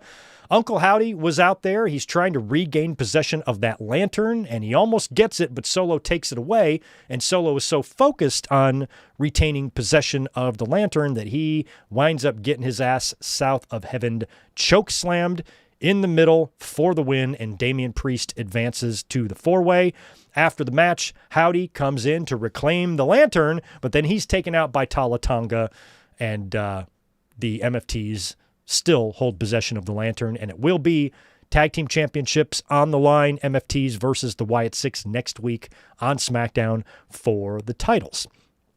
After that, it was a United States Open Challenge. Champion Carmelo Hayes comes out to the ring. I'm so glad this guy's finally a champion. What did he do? Sit on the roster for 2 years doing dick? Now all of a sudden, like, oh, hey, that guy's pretty talented. Let's put a belt on him. Nice job. Thanks for waking up, WWE. And his open challenge is answered by Leon Slater. Leon Slater, who I guess lives in England, right? And he couldn't make the Impact show last night. He was supposed to wrestle on that, and he's supposed to have a match, I think, tomorrow on Genesis, and he can't make either because of the visa issues. So WWE's like, well, I guess we'll use him. So WWE brought him in for their London show. It's Mello versus Slater. Amazing United States Championship match. Really enjoyed this. Massive cutter from the top rope. From Mello to Slater for the win. Mello retains in a tremendous United States Championship match. And shout out to Slater, got his grill fixed. Love to see that. He had them summer teeth. Some are here, some are there. Now they're all together. Good job, Slater, on that. Love that kid. Also, we had Jordan Grace, she defeated Chelsea Green. We had Jade Cargill at ringside for this because Grace and Cargill have had some words lately on television. After Grace gets the win, Jade pops up on the apron. Chelsea comes charging in to nail Grace. Grace moves. Cargill gets hit. She goes down. Chelsea is freaked. And I feel like we're going to get Cargill versus Grace either on Saturday night's main event or at the Royal Rumble. One of those two feels like a shoo-in for those two. We'll have to wait and see whenever they announce that. If they have not yet already, I don't think that they have. And in the main event, the final qualifier, Sami Zayn versus Ilya Dragunov. Backstage, Dragunov did interact with Drew McIntyre, which was kind of cool. And of course, Dragunov beat Sami Zayn for the United States Championship. So he had a pretty good idea here that Sami was going to get that win back. And even last week, when they announced the 4 matches, you could tell it's going to be Orton and Trick, and who's the other one? And Priest and Sami. That's going to be the 4-way, and that's exactly what it was. Fun main event, don't get me wrong, but extremely predictable match. Sami getting the win over Ilya Dragunov to advance. After the match, Trick Williams shows up and attacks Sami Zayn. And Trick, I got to say, from the minute he's gotten onto the roster, and you could tell this already in NXT, that when it comes to like top star presence, he's got it. He's got it. It's impossible to miss. He definitely does. And I think he's fit right in well so far on SmackDown. And I don't see him having the same type of problems getting going that maybe Mello had or some other NXT talent. I think Trick is kind of too big and just looks too much like a star for them to fuck that up. You know what I mean? So next Friday's SmackDown is in Montreal. That's going to be the day before Saturday night's main event, which is also in Montreal. I think those two shows are probably in the same building, right? SmackDown and Saturday night's main event, both next week in Montreal. Raw on the 26th, not this week's Raw, the 19th, but the week after this Monday is going to be in Toronto. And on Saturday night's main event, here's what we have on the card so far for Saturday the 24th, 1 week from tomorrow. Roxanne Perez and Liv Morgan, they're teaming up to challenge Rhea Ripley and Io Sky for the women's tag team titles. We're also getting Jacob Fatu versus Cody Rhodes, and of course the big fatal 4-way to determine Drew McIntyre's challenger at the Royal Rumble, Orton, Trick, Priest, and Sami, and the winner goes on to the Royal Rumble, and I am 100% convinced it's going to be Sami Zayn. I've been convinced of that ever since they announced the 4 matches last week. Once you saw those 8 competitors, boom, it's going to be Sami. The Rumble is in Saudi. Of fucking course, it's going to be Sami. It's just going to be Sami. The only way it's not going to be Sami getting the title shot is if Sami Zayn is planned to win the Royal Rumble. That's the only way. So Sami is either winning the fatal 4-way to challenge Drew at the Rumble, or he's winning the Rumble match itself. It's one of those two situations. That's it. And the Rumble is coming up in 2 weeks' time. And how about the Rumble, by the way? Have y'all seen this? They're apparently building the stadium from scratch. I guess the arena they normally use has got a soccer match in it or something. So they've got it right there in the financial district, and they basically built this entire arena from scratch, I guess. I don't know if it's going to be just a temporary type of deal like they did with WrestleMania 9, putting it in the parking lot and built bleachers just to take it all down, because when you look at the supports and stuff of the seat, it looks super janky, doesn't it? I'm certain it's safe and all of that. It just looks janky as all fuck, and it looks like they're literally building this solely for the purpose of the Royal Rumble, and they're going to tear it all down when it's over. And some fans have been looking at the progress of the construction and being worried about how it's going to be ready. And I don't know, this just looks like it's bleachers and shit. So you're not going to have an inside corridor and, and the mezzanines and all that shit, where you got you can't put there's no time in 2 weeks to put 200 bathrooms in there and plumb it and all that. So where are people going to piss and shit? Where are you going to piss and shit? Little porta potties out there or something? So it looks just like a makeshift arena. And I'm curious where you pissed and shit at WrestleMania 9. Was anybody at WrestleMania 9? Where did you shit? You had to shit somewhere. Where'd you go? I want to know. Sound off in the chat there. Well, Greg, here's where I shit when I was at WrestleMania. So if you're in Saudi Arabia and you're going to the show, let me know where you're pissing, because I want to know. I don't know where the bathrooms are there, and I don't know what else you do, but I don't know how many people it's going to hold. Looks like about 40,000, 30,000 maybe, something like that. I don't know. So it looks a little weird, but apparently they've said, do not fear For anybody worried that the building's not going to be ready or they're not going to be ready, they swear they're going to be ready and everything is fine. So hopefully everything will be fine, because we're only 2 weeks away from the Rumble and it feels like they're still building the stadium. And a lot of times it takes 2 weeks just to put up the set alone. They're going to have to build the canopy there with the trusses and the top and the whole thing. All that's going to have to be assembled in the next 14 days. Cutting it close. Cutting it real close. All right. Next up in my notes, only one thing left to really talk about, and then we will play games in the chat, and that is the quick Dynamite Maximum Carnage review or recap that I wanted to give you guys. And the show, of course, was a good one, a really good one. But a lot of people were talking about an absolutely brutal match between Darby Allin and Pac, and this one was brutal. It absolutely was. It was a great match. I had fun watching it, and it was Darby Allin getting the win there, tapping out Pac with the Scorpion Deathlock. But in the match, Darby still had to be Darby, didn't he? And there was one specific spot that got the internet talking, like always. Pac hit Darby Allin with a picture-perfect belly-to-belly, and Darby flew right over Pac's head and landed back first on the steel steps that are laid there on the outside of the ring. A gnarly bump, but one that we've seen, the type of bump that we've become accustomed to watching Darby Allin's matches. This guy's part Mick Foley, part Jeff Hardy, and part I don't give a fuck. And he just throws himself out there, and of course, every time he does, there's debates, is he's too safe, and we need to save him from himself, and all this type of shit.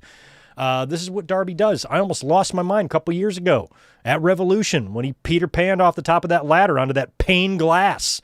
That to me, I think, is the worst bump I've ever seen. And that's including the Hell in a Cell match from Mick Foley in 1998. So when Darby takes a bump like that, I'm like, that's pretty standard for Darby. He's going to have some aches and pains when he's older. He's going to be lucky to be able to walk when he's 50, but that's his problem, not mine. So if that's what he wants to do, then let him do it. So again, he takes the bump, and then, it's always the tribals. You can always tell, because they jump on their rage so quickly without trying to think about history and how we've always had cats like this. Every single Mick Foley match, these conversations were being had.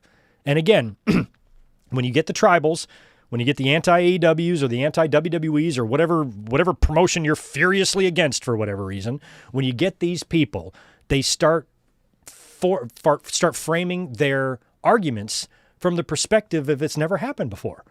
Tony Khan is really doing his wrestlers a disservice. He's being too dangerous and there's too much blood and blah, blah, blah.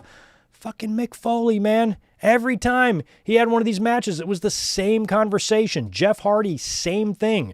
We used to say, because I have been watching Jeff Hardy wrestle in person since he was a goddamn teenager, okay? This guy, we've been saying ever since he was 20 years old that he ain't going to make it. He ain't going to see 40. He's not going to be wrestling very long, because you can't wrestle a style like that and expect to wrestle for 20 or more years. And when did Jeff start? 1994? That was 32 years ago. Jeff Hardy had a match last night on cable television for TNA. So we all thought that there's no way that Jeff Hardy can sustain a career any longer than 10 years working the style that he did. It is now 32 years later, and he's still kicking. Still. So these are conversations that are not new. And I think younger fans, modern fans, and the fans that are all caught up in the tribalism act like this is some new shit, and no other wrestling promotion has ever had a wrestler that just goes a little bit nuts. When these are conversations that are approaching 40 years old. Rob Van Dam, same thing. Every match he had, very heavily criticized for being reckless, injuring people. Goldberg, same thing. Like I said, Mick Foley, Jeff Hardy, anybody else that takes, just an extreme level of risk and gamble with their lives and their bodies. This is not new. Darby is not a new idea. We've seen Darby's before. I shouldn't say that. There's only one Darby. But Darby has that Jeff Hardy in him. He's Jeff. He's Jeff with Mick Foley added in because Jeff wouldn't get too gnarly. Jeff would take the bumps, but you never saw Jeff like mutilating himself. You know, he did with the screwdriver in the ear, that thing, but like back in the day of the TLC matches, Jeff wasn't mutilating himself. Where Darby will take the Jeff Hardy bumps, but he'll also mutilate his body. So he's a little bit of Hardy, he's a little bit of Foley, he's a little bit of ECW, he's a little bit of CZW, he's a little bit of Ring of Honor. He's a lot of stuff mixed in. And so again, when you got a wrestler like this, he's just somebody that's going to take bumps, take extreme risks, do crazy shit that's going to cause these or spark these discussions. And guess what? When Darby Allin is out of the ring, there's just going to be another motherfucker doing the same thing. I think there already is a bunch, you know, so fans get so caught up in the bullshit that they don't understand that none of this shit is going anywhere. It's not changing. You know, it's going to take somebody dying, as morbid as that sounds. And think about how lucky we are. We've seen some paralyzations and stuff, but the fact that we've had so many across all promotions for so many years, so many television shows, pro wrestling shows live on TV, and we haven't seen a fatality yet. I mean, other than Owen, you know, but something happened in the ring, a pile driver gone bad. I mean, Droz' injury happened on a tape show, not a live show. If it happened on a live show, it would have been way different, you know? So it's going to take somebody actually probably dying for the wrestling companies to start implementing rules, safety procedures, things like that. But, you know, it's unfortunately, I just don't see any of that really changing anytime soon unless something like that, something crazy like that happens. So most of the people that complain about the Darby bumps, not all, there's probably plenty of fans that are legitimately concerned for Darby Allin's health, well-being, and safety. Bless you. But the majority are not. They don't give a shit. They pretend to, but they don't care. What they care about is criticizing AEW. They don't give a fuck about Darby Allin at all. They don't give a fuck about his back. He better be careful. You don't care. Don't act like you care. You don't. You don't give a flying fuck about the health and safety of Darby Allin. What you give a flying fuck about is making AEW your public enemy number one, because little boys have got nothing else better to do in this world than that. So when it comes to the Darby Allin criticism that I was reading, the majority of it from your Disco Infernos and guys like that, they don't give a fuck about him. They don't give a fuck about him. They know anti-AEW tweets get likes from little boy dipshits. That's why they do it. They frame it, I'm worried about him. No, you ain't. No, you're not. You are not. You don't care at all that he's risking his body. You care about using ammunition in your bitch boy war. That's all you care about. You can see right through these fans. Transparent as fucking glass. So Darby took another dangerous bump. Boo fucking who? This is the company that does these type of bumps. This is the company for the sickos. You want blood? You want people taking back bumps on the steel steps? AEW is the place for you. You don't want that shit? Then go over to WWE Disney and watch that fucking cartoon. We all have choices in this world. Luckily for us, the wrestling business is still thriving, even though we can argue American pro wrestling right now isn't looking great. The business overall is still healthy. You got New Japan, got AEW, WWE, Raw, SmackDown, NXT, TNA, CMLL, AAA. So much. Ring of Honor, or not Ring of Honor, but Hog Wrestling, Ring of Honor too. So much stuff to watch, to consume, so many different varieties. If this one store doesn't have the product you're looking for, the other store might. So I think that none of the Darby Allin arguments or concern for his safety, 99% of them were in bad faith. Absolutely in bad faith. Nobody cared. Don't pretend you care. You don't care. You don't care. You screaming, yelling, red-faced fucking podcasters, slobbering, drooling over their hatred for AEW every day. They don't give a fuck about Darby Allin. They could care less. It's not interesting to them. What's interesting to them is being a loud, obnoxious little bitch. And that's all you saw on social media. It was all in bad faith, and nobody truly cared about the safety of Darby Allin. Nobody. So knock that shit off. Stop being stupid. Also, Hangman Page defeated Brian Keith. Good to see Brian Keith, the 2/3 of the learning tree out there, except I don't know where the main branch is. I think he's going to be in WWE. So Keith is out there facing Hangman Page. Big Bill is out there getting involved, and my God, I think Big Bill is bigger. He's getting involved, but Hangman has help from Swerve Strickland, who takes out Big Bill. Then we get a buckshot lariat to Brian Keith for the win. And Swerve and Hangman then converge in the ring. Kenny Omega comes out. Swerve doesn't look too happy that Omega is kind of inserting himself into the championship picture here, because now it's Omega, Swerve, and Hangman all gunning for MJF. And then after that, Swerve and Hangman leave, and the Callis family comes out. They start talking smack to Kenny. Turns out we're going to get Kenny Omega versus Josh Alexander in the ring one-on-one next week. So a little warm-up return match for Kenny Omega next week against Josh Alexander. I have a question. What is a standby match? How have I been watching wrestling for 40 years, and I've never heard of a standby match? So backstage, they're interviewing John Cruz, the little translator from last week who took the hilarious bump, and he's been on AEW TV before. He's backstage with Renee, and then Brody King shows up, and he's like, "Hey, just want to let you know we got a standby match later." And he goes, "What? Well, I can't wrestle. I'm not prepared to wrestle. Look, this button isn't even buttoned." Or whatever. He's trying to get out of it, and Brody's like, "Yeah, see you out there, buddy." So they go out and have a match. It's just one chop, and Cruz bumps just like he did last week when the Bandito punched him, and he just fell straight back. He did the same thing again, sold that chop hilariously. I'm not really familiar with the concept of a standby match, but I guess if you have extra time on your TV, you throw a standby match out there.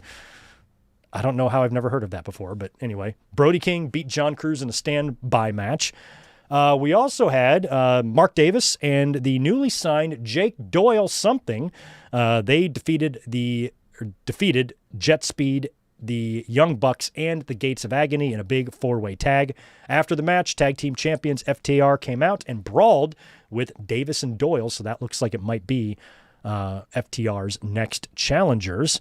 Also, the Triangle of Madness, they defeated Willow and Harley, and Stat. So the Babes of Wrath and Chris Statlander. Tekla hitting the stomp on Statlander and pinning her for the win. So that's huge. Tekla pinning the world champion to get the win there. So that might result in a world championship match for her. And then in the main event, it was a great fucking match between MJF and Bandito. You knew going into this last week when they were setting it up that it was going to be good. It did not disappoint. And TKO, technical submission victory from MJF, or by MJF. And referee calls for the bell there. MJF, after the match, gets on the mic and says, "Yeah, Bandito, you were great, and now I think, unfortunately, though, I've got to unmask you," or whatever. He says some shit to the crowd, goes over to try to rip off the mask of Bandito, but he's saved by Brody King. So some folks were talking about the possibility of Brody King turning heel, because Brody did mention backstage that if Bandito were to win the world title, that he was going to give Brody King the first shot. So maybe we're on the road here of a Brody King turn. I mean, maybe this is something that Tony Khan is noticing. Like, hey, I lost Powerhouse Hobbs. Brody King's contract is up in a year. I don't want to lose him too. So maybe I should try to get him over the hump here, try to make something out of Brody King so he'll stick with me. Maybe that's what this is leading to. I mean, Brody's another guy a lot like Powerhouse Hobbs that you're kind of wondering, like, come on here, Tony Khan. Make him a big deal because he's fucking awesome. So we'll see. But MJF getting the win, not a huge surprise there, but a really, really solid Dynamite main event. And I thought Wednesday's Dynamite was a really good example of, of what AEW does. I like how they change up their camera angles sometimes. This is one of the weeks where the hard cam was where the ramp was, and they had the long ramp to the ring. And even when you watch Dynamite on Wednesday night, when you watch the product and the polished look of it, and you look at what TNA gave us last night. That looked like an indie show compared to AEW, even though I think they both had about the same size crowd. I think both of them had around 3,000-ish for Dynamite and the debut on AMC. But AEW looked like a far more polished, big-time, major league product. So all these fans that call AEW the minor leagues, no. TNA is the minor leagues. TNA proved that last night. So if you want to talk mud show, you want all this mud show talk and all these empty hard cam talks, then you got to bring the same energy to these TNA shows. That's all I'm saying. So I think AEW just looks overall in general, the big picture looks like a much more polished product than TNA. And I'm talking by miles and miles and miles and miles. Not even fucking close. Here's what we have on tap for Collision tomorrow. The Ops are going to defend their Trios Championships against Hangman Page and Jet Speed. And based on what we know about Powerhouse Hobbs, what do you think the Ops' chances are tomorrow of retaining the titles? Not good. Show's already happened. It's already been taped. Look up the results. Andrade will be taking on Angelico. That's interesting. Scorpio Sky teaming up with the Martins. Dante and Darius, they're taking on Josh Alexander, El Clone, and Kyle Fletcher. We've got Eddie Kingston and Ortiz. That's a crackhead fucking tag team if I've ever seen one. They're taking on the Grizzleds. That'll be good. Grizzled Young Vets against Kingston and Ortiz. Jack Perry is in action against Anthony Bowens, and Marina Shafir will be taking on Zeta Steel, and Penelope Ford and Megan Bain will be in action, and this is Penelope's first match back in quite some time as she's been injured for a while. So she will find herself back in the ring tomorrow night as well. And that is actually the end of my notes. How exciting is that? Now we can talk to the chat. You guys have been waiting patiently. I barely talked to you guys at all because I wanted to bust out this podcast and get this stuff done and do a nice Friday pod here. Now let me scroll all the way back up. And I want to hit this one. Oh, yeah, Clone Force. I did see the Giants hired John Harbaugh. John Harbaugh, what famous former roommate of Brian Pillman.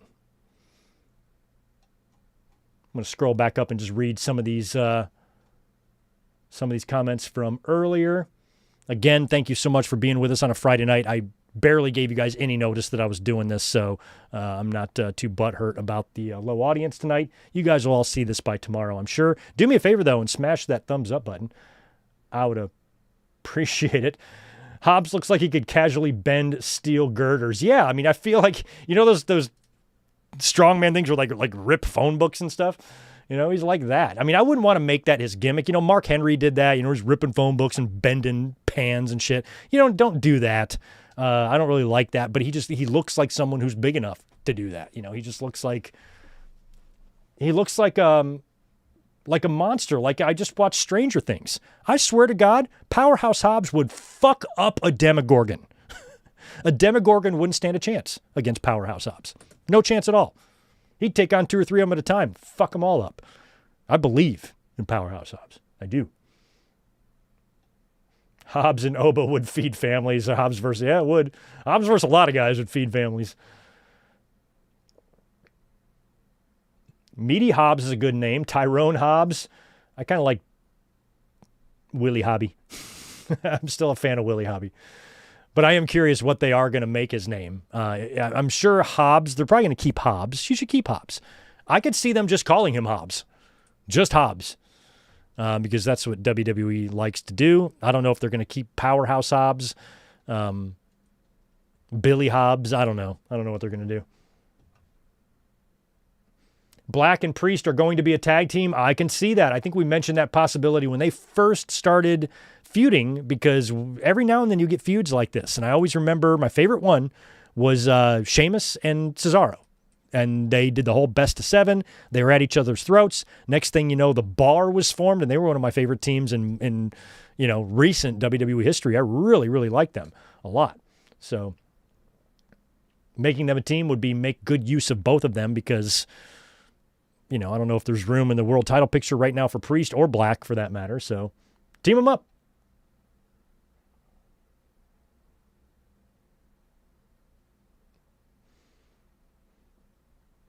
Yeah, you look at Lexus King, Brian Pillman Jr., they're not doing much with him in either company. And I think what it comes down to, and I like Jr., I do. I don't really think he's very good at the end of the day. He's okay, but I don't see top star written all over him. I don't see any of that. I think he's probably somebody that's going to get released. I would bet that Lexis King won't make it to the main roster. That's kind of my feeling on that. And that's okay. You know, he can just keep perfecting his craft, go back to AEW or whatever. I don't see it happening for him, unfortunately. Yes, I forgot to mention that. They held the Limitless Rumble tonight. Might still be going on. They held it in Maine. About 2,000 fans there, some independent promotion. But MJF competed on that show. And after the match, I didn't even see who he wrestled. I just saw the clip on social media. He basically offered or gave Alec Price and Jordan Oliver AEW contracts. So they are all elite, and they are two very, very well-liked independent wrestlers, and a lot of people are really, really happy for them. And sometimes you got to wonder, how come TNA isn't looking over there, you know, at these type of prospects? Because those are the type of guys that could absolutely thrive and create buzz for themselves in a strong number 3 promotion, you know, and they got brought into AEW. That's great. But, you know, I feel like there's just going to be a lot of talent that TNA is going to miss out on. The TNA is never going to win a bid for a wrestler. Ever. Ever. If more than one place wants you, you know, TNA is going to be the last place they choose. Nobody's going to have an offer from WWE, AEW, and TNA, and they're going to take the TNA offer. It's not happening. It's just not happening. They can't outbid. There would be no reason to choose that third door compared to the other 2 doors. There's just not. So I think when it comes to that, that's another disadvantage that TNA is in, is that, you know, even though they are well-owned and well-funded, you're talking about Tony Khan here, and you're talking about this billion-dollar mega monster in WWE, both of which have got seemingly unlimited funds, and you're not going to outbid either one of those guys. It would be maybe a little more fun or interesting is if it was kind of like the 90s, but then it would be lopsided. You know, now I feel like talent pool, because of the amount of money involved in the 2 major companies, you know, it's kind of even. You know, WWE is still far bigger company than AEW, but talent-wise, you know, side by side, I don't think you can put WWE that much better than AEW, because talent no longer is attracted to money from one place. They're both kind of competing, where with WCW, there was no competition. They had all the money, WWE had none. Vince had no money. Vince had no fucking money. They were on the verge of going out of fucking business trying to compete with Ted Turner and all of his millions. It's not like that now. Now you have a much more even playing field in terms of how much money you can offer talent. And that's why people are choosing AEW over WWE, and maybe even WWE over AEW, because both companies can compete financially with each other, where I don't think AEW can. What kind of money are they going to offer Powerhouse Hobbs? Yeah, I'm going to go there. You know, just stay in AEW then. You know, it'd be silly. So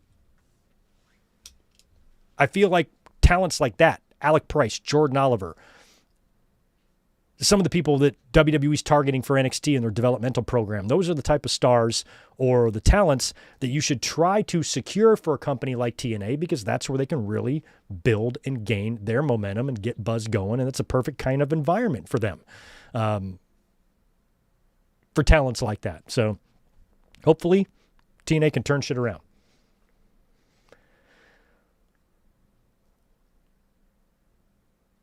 I did see Eric's Bischoff. Well, I mean, Eric Bischoff can bullshit himself all he wants. He knows he would look awfully stupid if he went online and be like, no, what are you talking about? That's a great show. They're totally going to be number 2. He's not that dumb, you know, but Bischoff is consumed by his hate for AEW because of what Tony Khan said in that one interview, and he's been a butthurt bitch about him ever since.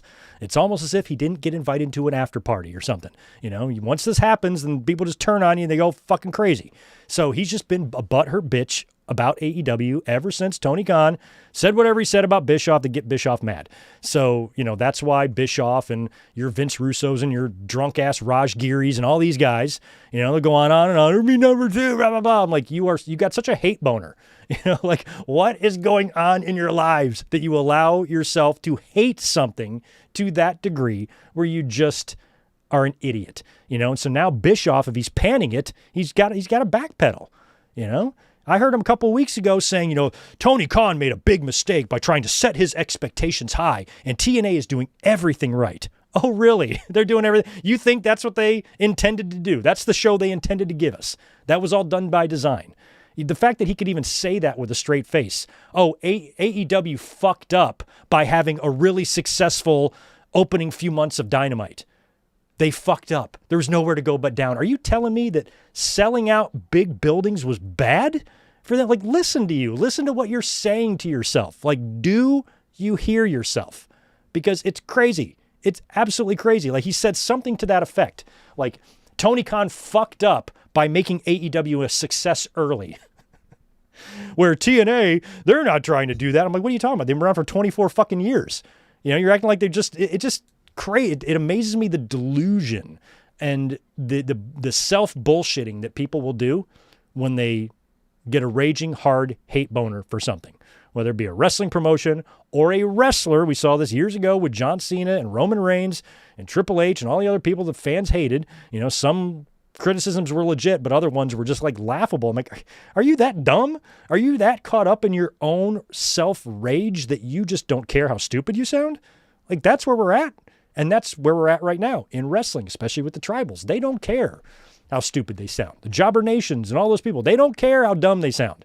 They're dumb. That's why they hide behind fake pictures. You never know who these people are, because if they were really confident, they really knew what they were talking about, they put themselves out there. But they don't, because they're cowardly bitches who hide behind everything.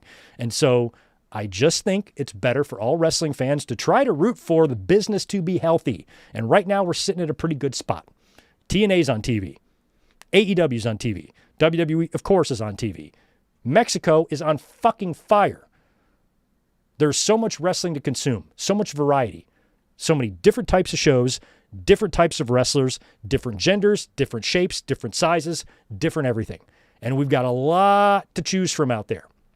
So when you have that much variety and you have that much access to so much good professional wrestling, and then TNA gives you that, why are you going to watch that? Why are you going to watch that?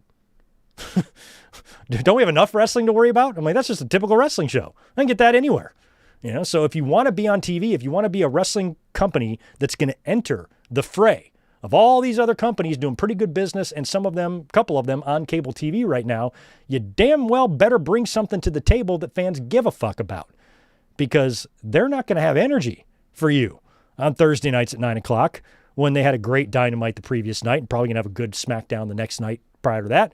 Maybe Raw was solid. Got a pay-per-view coming up on the weekend, you know, and TNA is giving us fucking Ash by Elegance against fucking Mutt and Jeff or something. I don't know. What the fuck, you know? Like, what are they doing?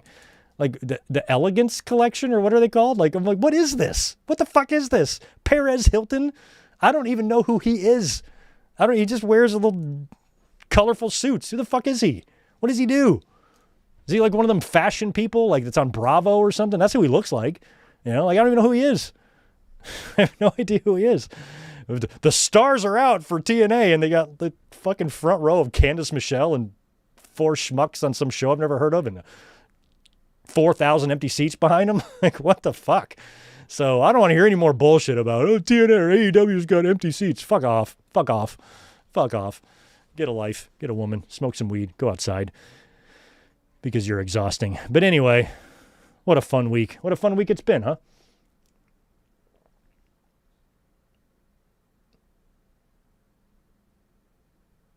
Yes, shout out to Sonya Deville. I was happy to see her show up in TNA because I don't know why WWE would let her go. I was always a big fan. Big fan. GCW being a closer number 3 than TNA, possibly, yeah.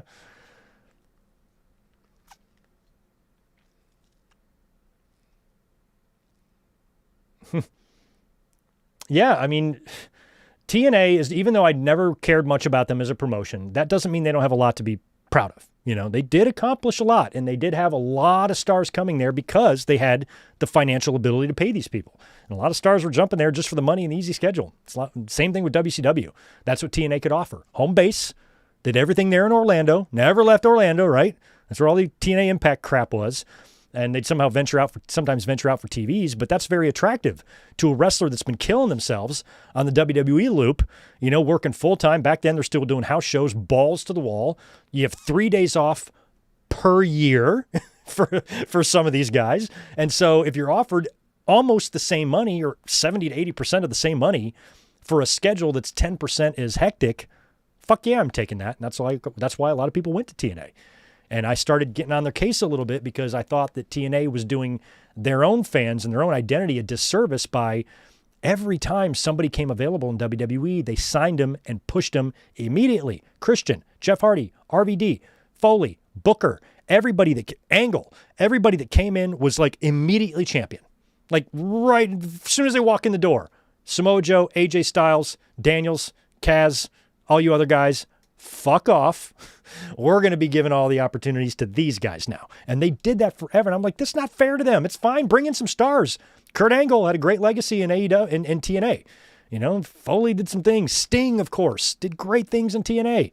But I always felt like they were too focused or maybe obsessed with kind of signing mainstream stars. And that's not always bad. But when you do it so much that you end up harming your core talent, your heart and soul of your promotion, these are the same type of mistakes that WCW made by removing their own backbone. You know, they voluntarily just removed their Eddies and their Benoits and got, you know, what are you doing? So they just dumb decisions and stuff. So I think that I don't know how it's going to be any better, you know, in TNA. I don't know how they're all of a sudden going to just suddenly get it, you know, and just start doing everything right. What they need to hope for is they can just start clicking and start getting some momentum and buzz before this TV deal is over, because what it's all about is re-upping your TV deals. It's what AEW's entire goal after that first TV deal was to get another one so they can double their money. You know, look at the financial figures. Look at the money WWE is getting compared to AEW, compared to TNA. TNA is getting, I mean, I could almost afford to pay TNA for a year of their fucking, you know, their media rights deal. It's ridiculous. It's nothing. It's peanuts. It's peanuts compared to the other two. And what you have to do is keep building on that. So TNA needs to do their best to make sure they provide and produce quality television. So when this deal is up, they can get a new one for twice the amount. Then you do it again, you get a new one for twice that amount. And you just keep building, keep building, keep building. But for the fans with the hate boners, this shit doesn't happen overnight. It's not going to be 6 months from now in the summer and we're going to be talking about the number 2 TNA, the number 2 promotion in the world. It doesn't work that way. And it just won't work that way for them. It's got to take time. And so far, if last night's debut show was any indication, I don't feel that confident that they're going to see a lot of success. So let's hope that I'm fucking wrong as hell. That's what we got to hope for, because we don't want TNA to die. We don't want anybody to die. We want opportunities for wrestlers to have jobs. The more, the merrier. Now TNA is there. WWE is there. AEW is there. Japan's still there. Mexico's still there. If you are a wrestler with any kind of a talent, with any sort of decent talent, you should have a job. And it wasn't always like that before. A lot of talented people sitting at home with the thumb up their ass because WWE was the only game in town. And now things are different. Things are better. This is good. So even though I think TNA's debut on AMC last night was kind of a stinker, kind of disappointing, I'm still really glad that they're on AMC, because that's just more opportunities. And that's what it's all about. Juliet, what's up? Oh, just came from Solid Monster stream. Tell him what's up. Well, he's probably done.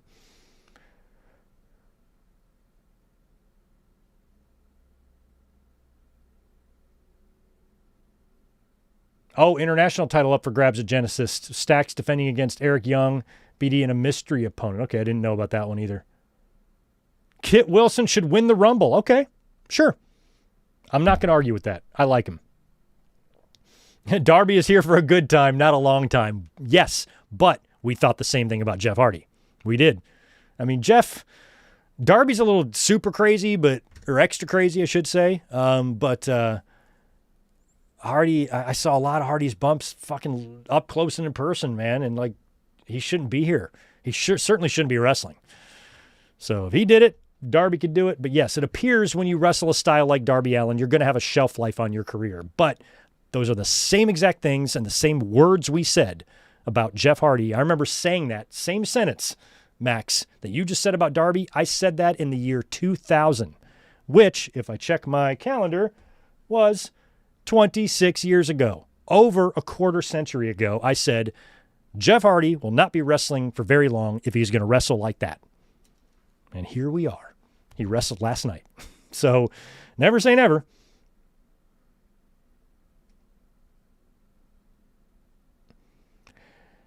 Yeah, the screwdriver spot was more about Randy being sadistic. Jeff wasn't really mutilating himself. I'm sure it didn't feel good. And I don't understand how people do that to their ear. I work with a girl that's just got the big fucking things, and I'm like, that's permanent. You're going to have this big floppy fucking loop.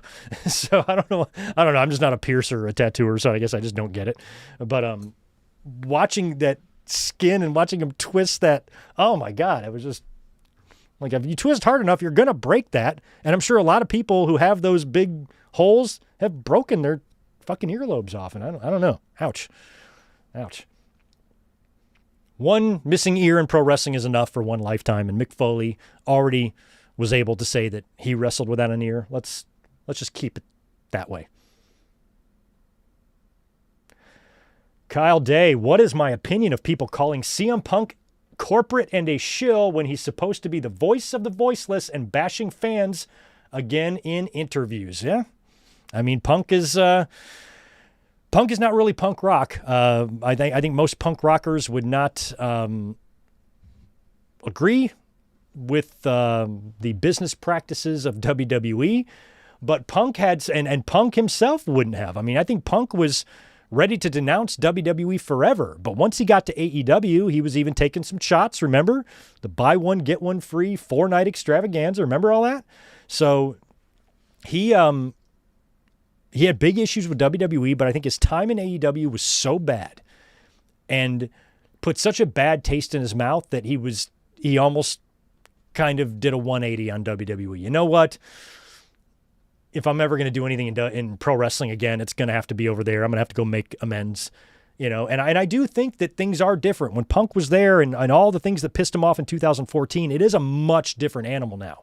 And even though CM Punk and Triple H have vastly polar opposite political views, they somehow get along really well. And that's the way it should be in a normal political climate.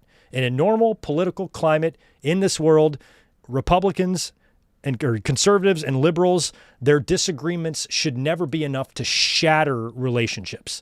Up until the last few years, I think it's all started with Obama, and then that really, that brought out the racism. They came out of the racism just bubbled up. They couldn't handle it. And that's how Trump was born. And now we're in such a divided time in the country, it would be hard for me to do business when someone that I knew supported somebody so horrible. So that's something that CM Punk has to wrestle with. Luckily, I don't. That's all about him. But I think that it really came down to his horrible experience in AEW. And he just wanted to go back to WWE and let's just work and be professional and make it about that and nothing else. So I'm sure that it probably makes him want to throw up to watch Triple H at the White House and shit, but it's also business. WWE's paying him millions of dollars. What would you do? Luckily my boss has got all the same views that I do, but if he came to me one day and said, and he was wearing a MAGA hat, but he's paying me tremendously, I'm like, well, it's one of those things you just got to, sucks, but it's life. What are you supposed to do? What do you recommend Punk does? Quit? It's also about his legacy and the mark that he's going to leave on the business. And it's all about how much you can stand morally. What is your limit? If I was an undercard guy making minimal money and I could make the same amount of money in AEW or somewhere else, I'd probably want to get the fuck out of there. But if I was WWE's top star or the top 3 stars in the company, those are some differences that you're going to have to reconcile yourself in your head. And unfortunately for Punk, he's gone on record saying some pretty nasty things about the company. Now he looks hypocritical. Now he does not look very punk rock. He looks like a corporate shill. He comes off like a corporate shill. And those are all very, very valid criticisms of Phil. And I cannot stand WWE and them being associated with this fucking MAGA culture and all that. It makes me sick. But at the end of the day, I'm still trying to be a wrestling fan here. And I'm still trying to enjoy wrestling without trying to think about that. That's why I think WWE is making a big mistake, doing all this political shit, because even Vince McMahon, as crazy as that idiot was smart enough to know that you don't want to bring this shit into pro wrestling. Wrestling, especially nowadays, for as divided as we are, we really need an escape.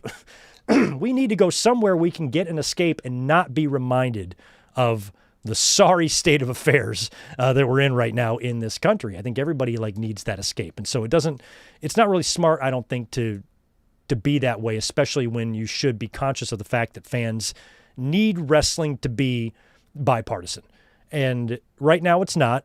And CM Punk, is being paid by a company that stands against abortion and things like that. And that's Punk's thing to worry about. He's got to reconcile that however he wants. He has to justify that however he wants, but again, what really all should come down to only is that, hey, I'm a wrestler and this is the company I work for. And that's it. That's all that matters. That's all that matters. They're not asking CM Punk to go to the White House. If they did, I'm sure he would tell them to eat a dick. They're not going to force him to. He would never do that. Hey, Punk, we need you to go to the White House and meet the president. I'm like, can I GTS him? Because if I can't, otherwise I'm not going. Can I pick the fat fuck up and hit his wrinkled ass orange face with a GTS and get his orange gross fucking face dye and orange tanner all over my knee? If I can do that, then I'll go. Otherwise, I don't have anything to do with it. A lot of athletes refuse to go to the White House and shit like that, and that happens no matter who's president. So, yeah, Punk, those are valid criticisms of Punk, and I'm sure Punk knows. Punk's not stupid. Punk understands that there is some hypocrisy going on with him, but fuck, I've made my peace with it. What can you do about it, man?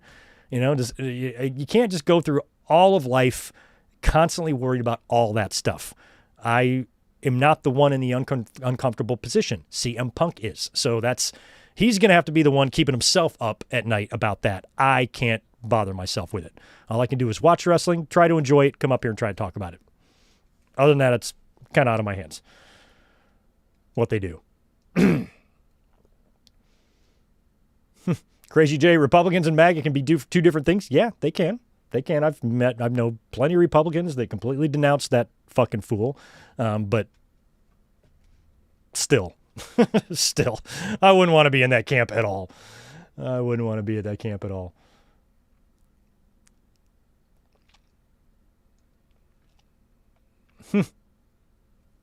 How do I rank? I don't know. They're all, I lump them all in together. Your Cornettes, your Bischoffs, your Russos, your Dave LaGreca's, and your Bully Rays, and your Jonathan Coachman's, and your Jimmy Carderases. They're all just one little group of angry fucks. That's all they are. Angry fucks. So just pontificating. They pontificate. And it's just like, what the fuck are you doing? What are you doing with your life, bro? Yeah, 90s guy. He's an older dude, wants to go out with a good legacy in wrestling. He'll be fine. That's what I say. He'll be fine. I'm sure.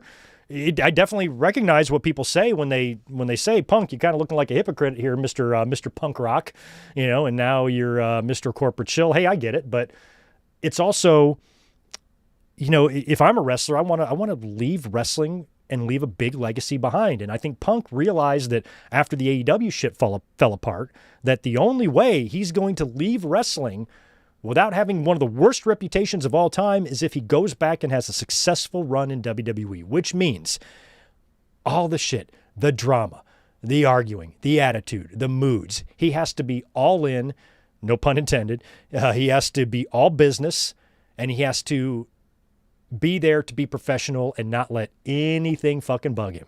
And I'm sure that some things do, and he's not happy about some stuff, but look about how he's being treated. He's the world champion, MAGA Triple H has his world title on a liberal star. I'm at least glad that those aren't roadblocks. That Triple H is going to push who the fans want, regardless of your political affiliation, and hopefully race as well.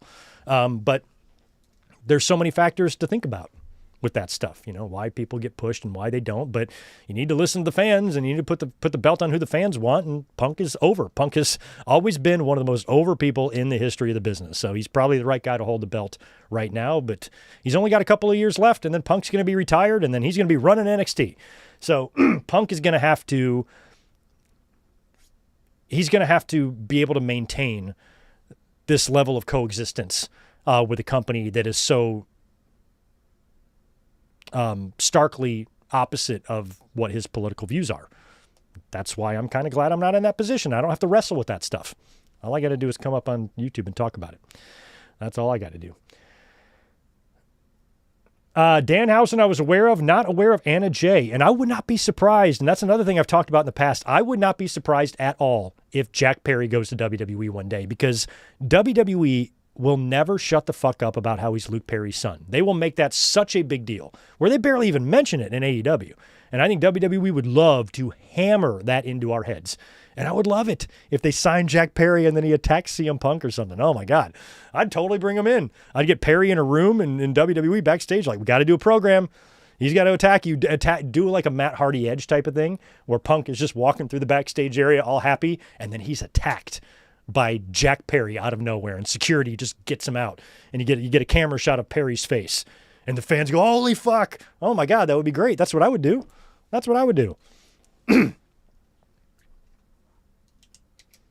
Danny Huckins, yes, I did see that MJF gave Jordan Oliver and Alec Price AEW contracts at that main indie show tonight. I did see that. We talked about that earlier on.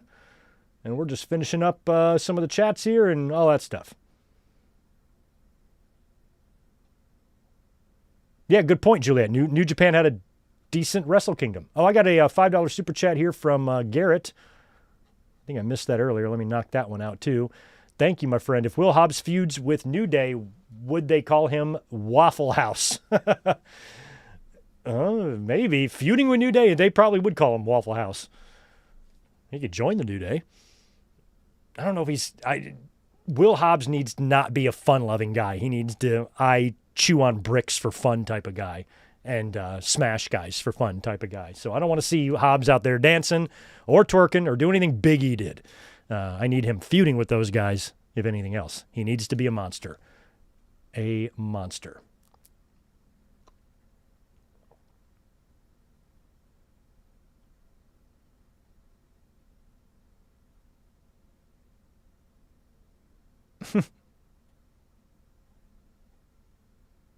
Just reading a few other comments here. Yeah, didn't I hear that right? John Harbaugh and Brian Pillman were roommates, right? Heard that story somewhere, maybe it's the other Harbaugh. Pretty sure it's John, though. Right? He was roommates with somebody, and I'm pretty sure it was a Harbaugh.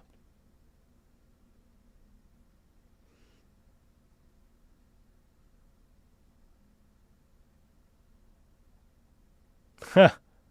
Juliet, that's when we found out what pants you wear to the watch-alongs. Yes, I wear my jammies to the watch. I have black pants on right now, but normally I'm in my pajamas. But anyway, I think that's going to do it for us tonight, guys. I got to get out of here. It is now 10:30, which means if you are on the East Coast, it is 1:30 in the morning. So thank you for staying up late with me this evening. Got a really, really busy day tomorrow. That's why there is no time to do the podcast tomorrow. Decided to do it tonight instead. And I want to thank you guys for being here. I'm going to go ahead and get out of here now. I will push the audio out to the podcast feed here in just a minute. So keep a lookout for that. And if you are tuning in tomorrow on Saturday to watch this, hopefully you're enjoying it on demand. So make sure you join us on Sunday night. Of course, big Vault watch-along coming our way with all of these great matches on tap. We've got some good ones. The link is already up on the channel right now. So go ahead and save that for Sunday. And I will be catching y'all then. So have a great rest of your Friday evening and have a great weekend. And I'll see you Sunday night for our Vault Watchathon. It's going to be fun. Have a good one, y'all. Peace.